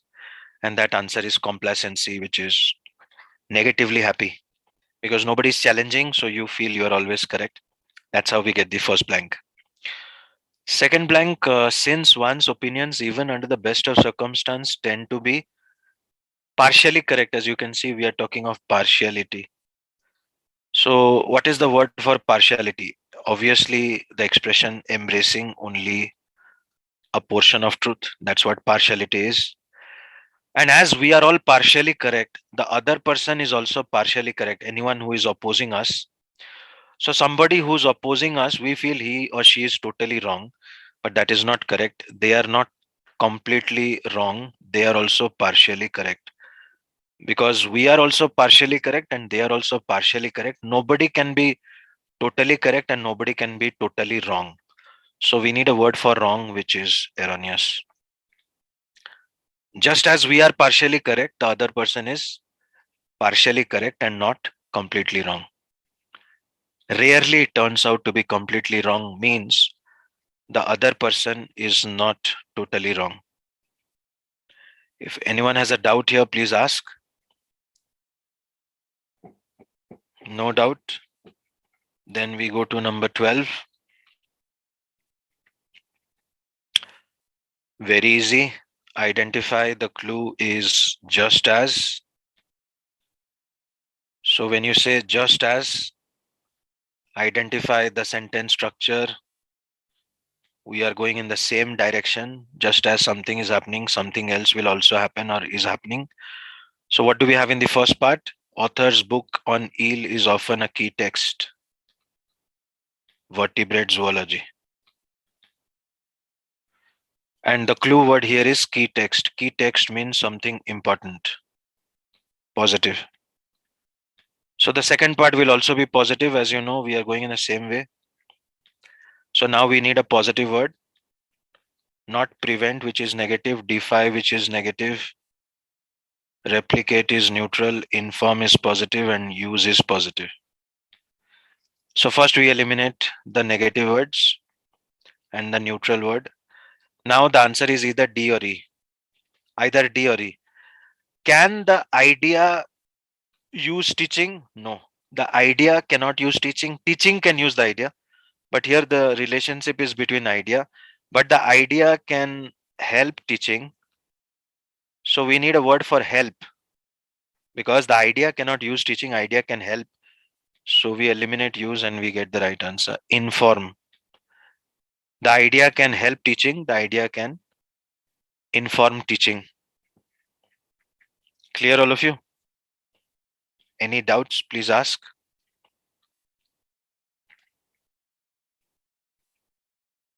Anyone has a doubt here?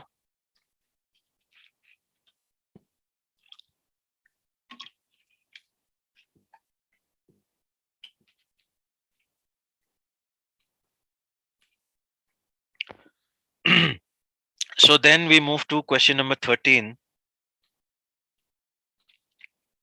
which is the clue, the strategy here is mechanisms develop whereby every successful species can dash its innate capacity for population growth with the constraint.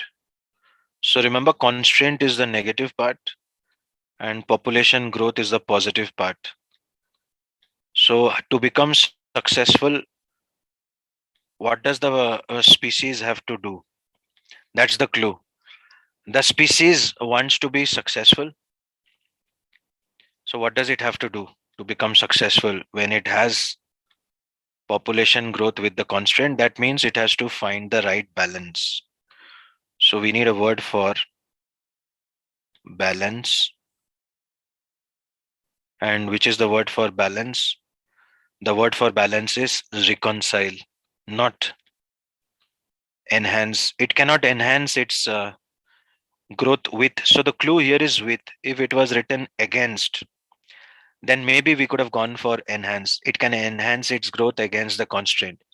But it is written with. So with the word with, it cannot be enhance or surpass. Neither can it be replace or produce.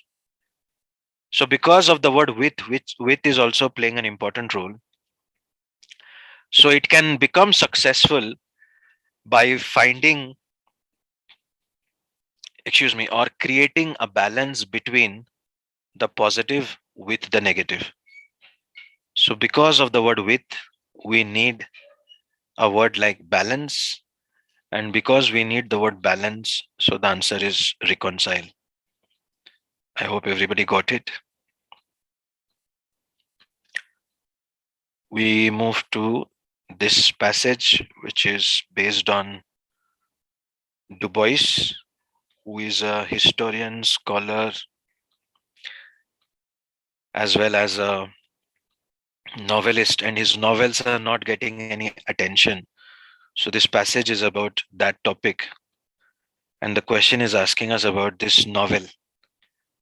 So the moment you read this small passage, you will see nowhere it is written it is his first novel, which is why we eliminate A. Nowhere it is written it is his best novel, we eliminate D. Nowhere it is written it is unusual in that it has received less attention. All his novels have received less attention. And nowhere it is written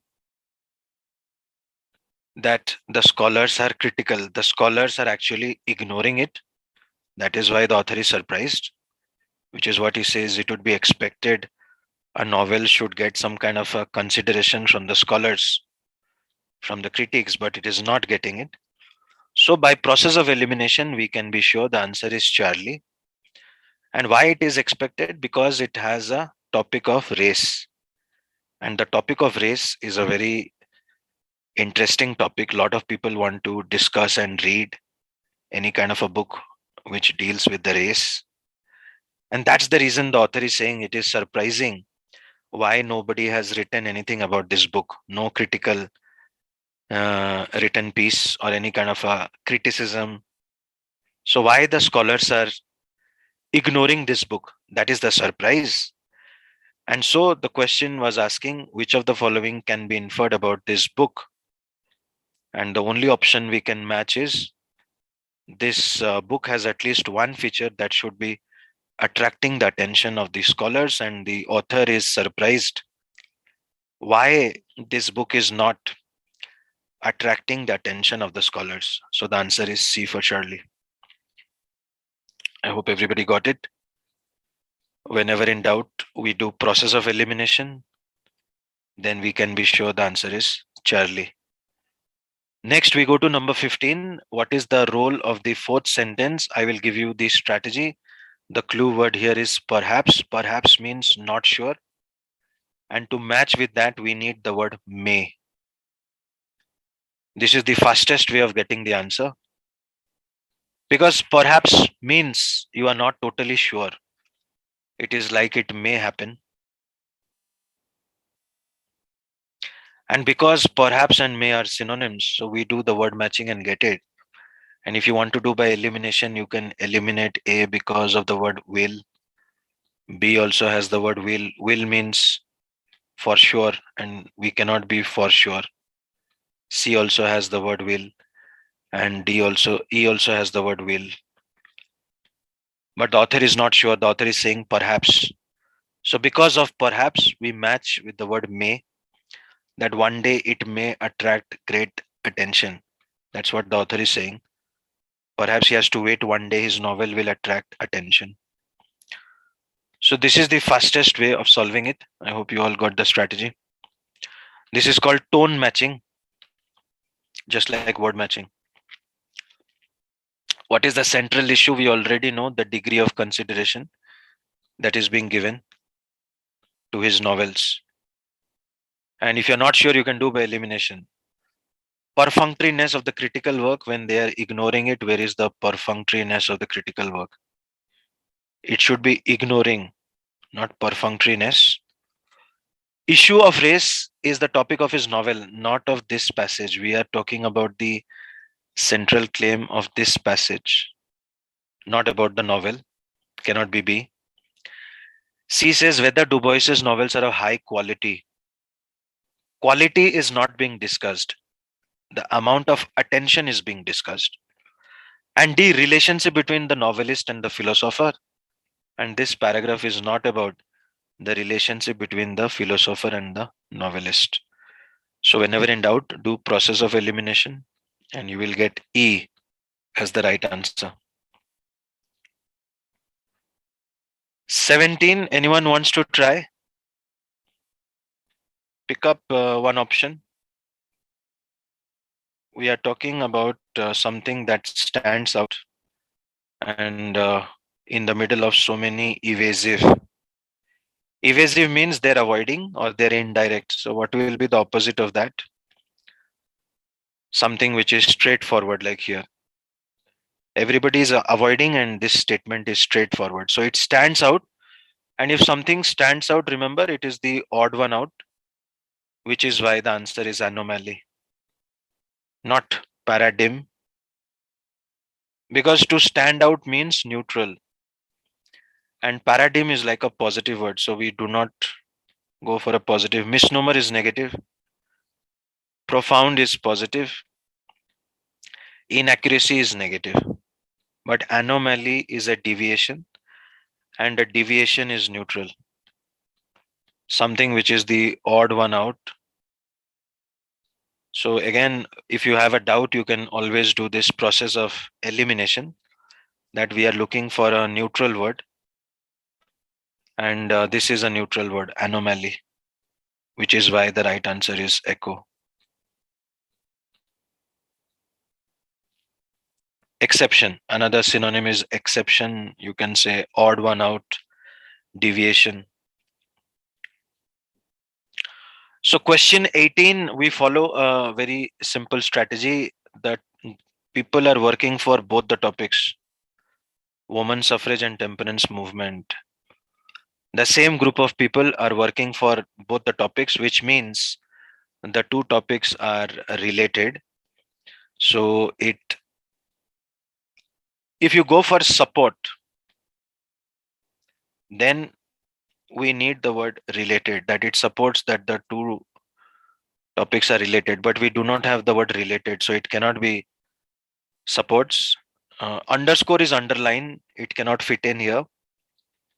So what we can say is the opposite, that it weakens that the two are unrelated.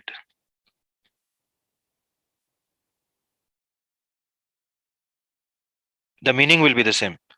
Either you say it supports that the two topics are related, or you say it weakens that the two topics are unrelated. And that's why we go for undermine, which is a word for weaken. And with weaken, we need unrelated, which is why inimical. Inimical means unrelated. So I hope everybody got the strategy here. We will now move to number 19, which is again something unusual, like there is nothing quite like this movie. That means the movie has something odd, which is why peculiarity for the first blank. And second blank, it is gratifying to find one that is so subtle. If this movie is subtle, subtle means indirect.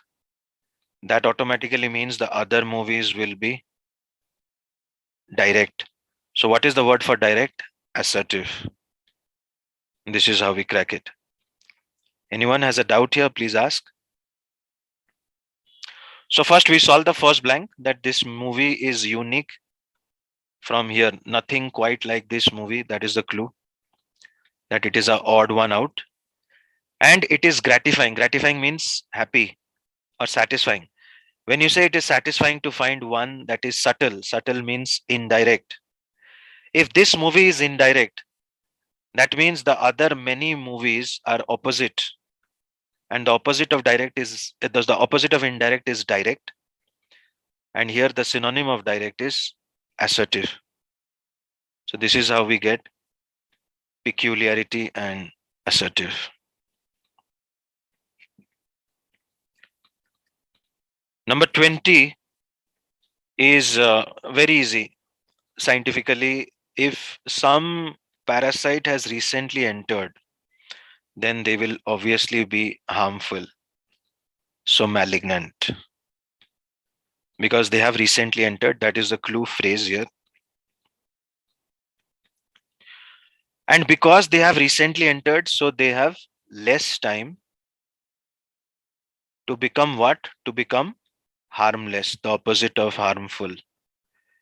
If they stay in the human being for a long time, they will become harmless. So for harmless, we get benignity, third blank. And because of less time, cannot be ample or adequate, it will be insufficient time. So I hope all of you got it. The whole clue is on recently entered. If they have recently entered, so they are malignant and they have less time to become harmless.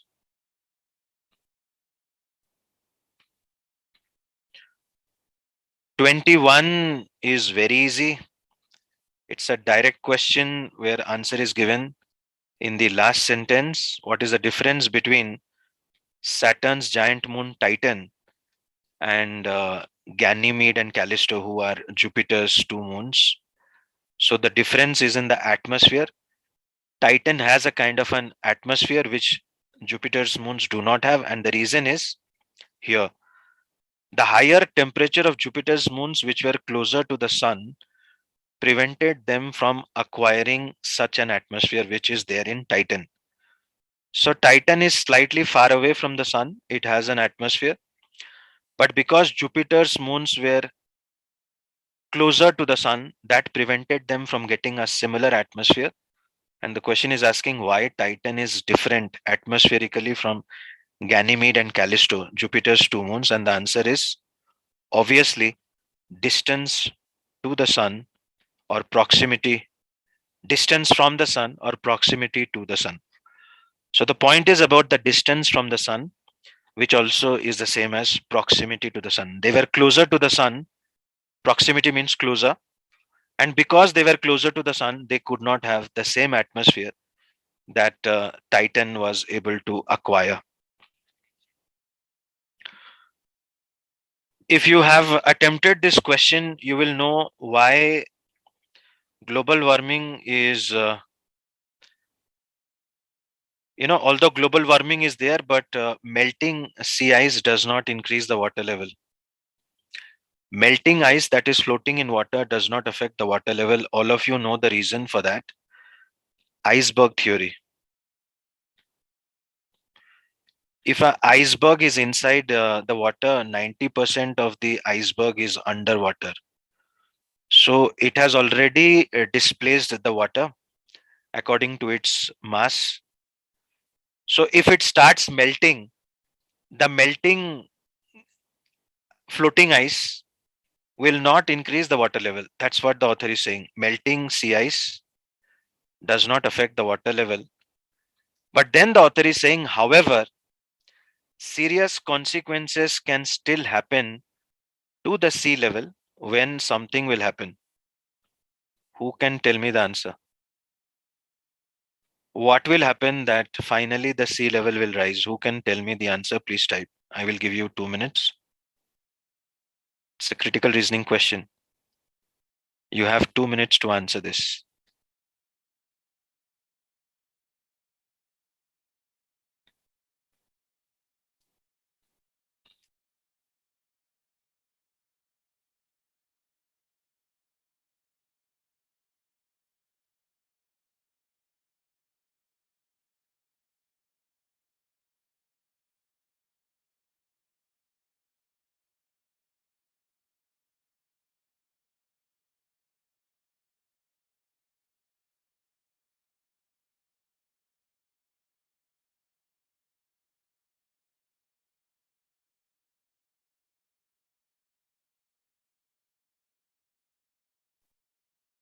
That's right, Virat. Well done. So when the land-based ice start melting, that is going to increase the water level. Correct answer, Charlie. Because the floating ice will not increase the water level, but the melting of land-based ice, beg your pardon.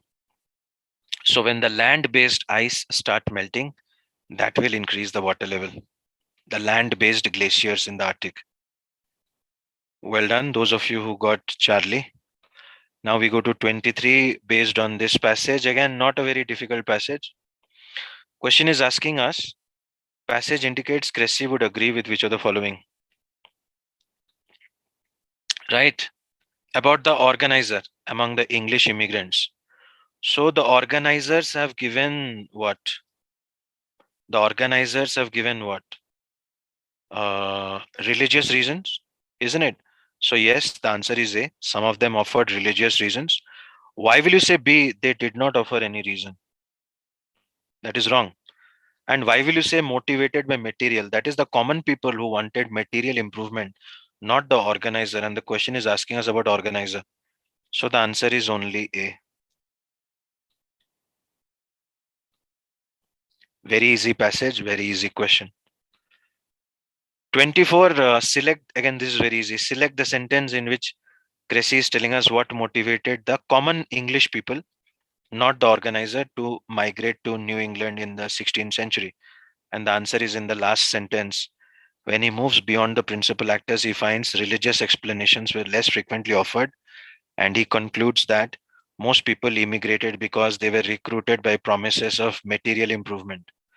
So the principal actors are the organizer, but when he moves beyond them, when he goes to the reason for the other people, that is what he finds they were recruited by promises of material improvement. So this is the sentence that needs to be highlighted by right clicking it. I hope you all remember. And that will be the answer of question 24. Finally, we go to the last question of OG test 1. Very easy question. The question is asking what is the primary concern of the author. And from the first line, you know the word study. And the word study matches with finding and investigation. So this is the fastest rule. When you read the word study, a study is like a finding or an investigation. But a study cannot be same as a method. A study cannot be point of view. A study cannot be a hypothesis. And a study cannot be a category. So just like boldface, you can do the word matching strategy. Because of the word study, we like the word finding and investigation. So the right answer is alpha. So boys and girls, we have discussed the entire OG test 1. And now we are going to discuss the last part of today's discussion, which will be vocab list discussion. I'll just drink a bit of water and then we start.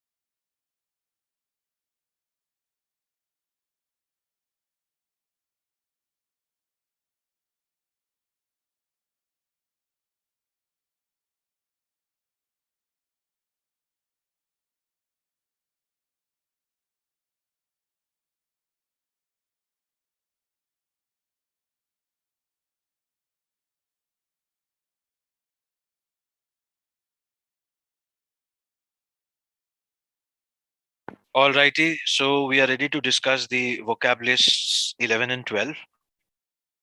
The first family we have is spotted and stained. All of you see these are the words. Blemish, debase, sully, taint, tarnish. For some kind of spoil and disfigure, we use these words like deface or a distortion, impair, a kind of a mar or a warp. Poisonous or impurity in the atmosphere or anywhere, we call it adulteration, contamination, noxious, toxic, vitiate. When you jump for joy, like you have got rid of something like a disease or kind of a problem, but it is usually like a disease, something you have got rid of. Catharsis, expurgate, and purge. Unique, like the red building, so it is inimitable, peerless, does not have any matching. Persuade, when you persuade someone, blandishment, cajole, coax, enjoin, hortatory, induce, wheedle, urge, woo, quote. So these are the synonyms. When you have evidence and you can prove something right, justifiable, necessitate, warrant, and the opposite is gratuitous, untenable, indefensible. Force, when somebody is forcing you, coercion, compulsion, extortion, and the opposite of that is dissuade. Temptation, something, like too tempting and you cannot stop yourself. So that's like a beguile, a temptation, a lure, connive, tactic, scheme. Important mark, something like an important day in all our life. So hallmark, landmark, milestone, watershed. Best example, apotheosis, archetype, embody, epitome, exemplify, paradigm, paragon. Prototype is like the original design. Intelligence is where we use words like acuity, acumen, discerning, insightful, judicious, prudent, perspicuous, and sage. In a selfish way, shrewd, canny, and without intelligence, impolitic, simpleton. Secular, temporal, and the opposite of that, uh, sacred. Sacred means you are not secular, and secular means you are not sacred. Inborn, like you are born and you get the DNA of parents, so congenital, genetics, entrenched, inherent, innate, intrinsic. When you uncover a secret, that's when we use these words: ferret, unravel, unearth, and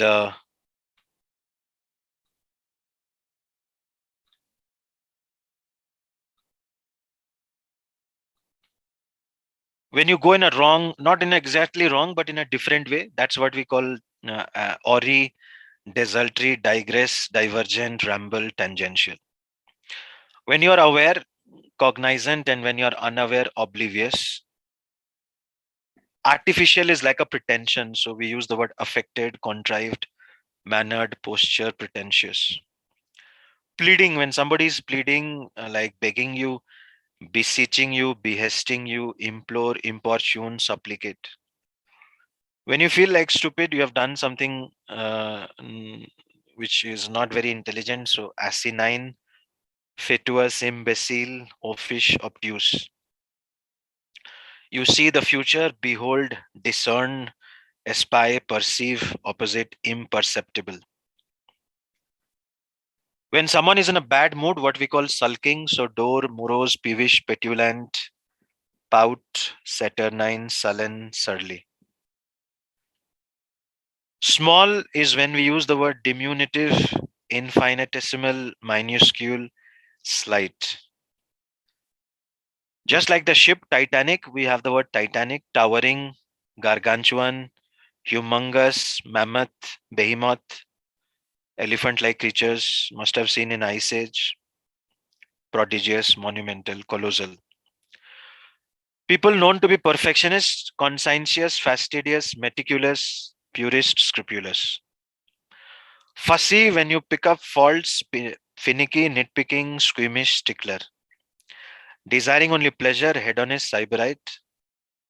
Insignificant, marginal, minute, paltry, token, trifle. Mathematics, when you want to guess the answer, conjecture, construe, deduce, extrapolate, inductive, surmise. Hint, which is indirect, we call it allusion, cue, innuendo, tacit, and the opposite is blatant, sight, and explicit. Minor difference is when we use the word nuances, subtlety, shades. Long essay or a speech is what we call as a discourse, dissertation, rhetoric. Frank is when we use the word candid, forthright, vocal. Again, when you do some kind of a mistake, you feel like running away, botch, bungle, misnomer, tactless, and the opposite, finesse. Finesse basically means you can do a work perfectly without making any mistakes. Support when you want to strengthen something, bastion, bolster, fortify, prop, buttress, prim. Exclude in society when you do not follow the rules, you are ostracized, shun, taboo. At the end of the day, all the countries are neighbors, so abut, adjacent, contiguous, and juxtaposition. This happens when reluctantly you do something, balkingly, grudgingly, and this happens when you happily do something, alacrity, obliging. You are used to solving something or hacking into something, immune in your habituate, inveterate. Understand, when we read books, we want to become more intelligent and knowledgeable, so comprehend, fathom, intelligible, assimilate, apprehend. Opposite, illegible, you cannot understand what is written in the books. Fragile, like a house of cards, something very flimsy, it can fall down anytime. Intangible, the opposite of tangible, which is strong. So we have tactile, substantial, the opposite family, corporeal, palpable, something strong and then weak. To do with religion, all of these words. Agnostic are the scientists who want to know God by science. Atheist, those who do not believe in God. Theist, those who believe in God. Proselytizing, conversion from one religion to another. Pious, holy, theology, study of religion. We have the word erode, undercut, undermine, subvert, and strengthen is undergrid. Theory without evidence is when you just see something like the apple fall and you give a hypothesis, a speculation, and with evidence that is empirical. Sympathy is when old people, young children, we need to be sympathetic to them. So compassion, empathy, and callous is when you do not have any sympathy. Dramatic behavior, which happens in movies and books, histrionic, melodramatic, something very difficult to believe. Satisfied, when you eat all of these pancakes, you are satisfied for 3-4 hours. Gratify, totally satisfied and saturate, satiate, replete, suffice, and quench.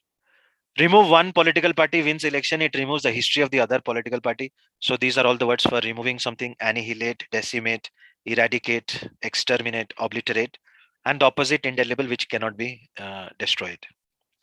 Lacking at the end of the day, like you are not having the energy, so you are deprived, devoid, wanting, you want some kind of energy back in you. Your body is not ready to take on that kind of a exertion because you don't have the energy left, and that's it.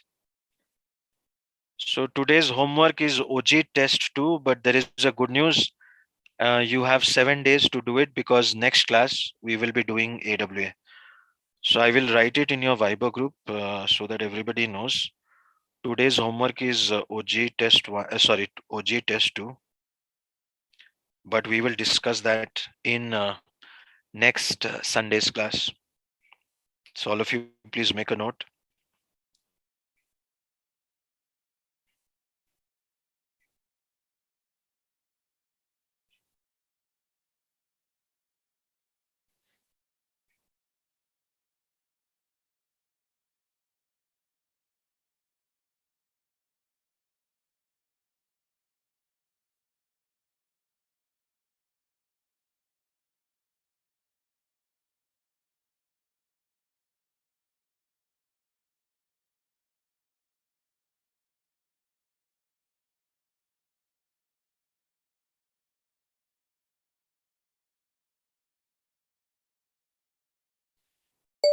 Right. So, boys and girls, I have pasted it in your Viber group so that everybody knows.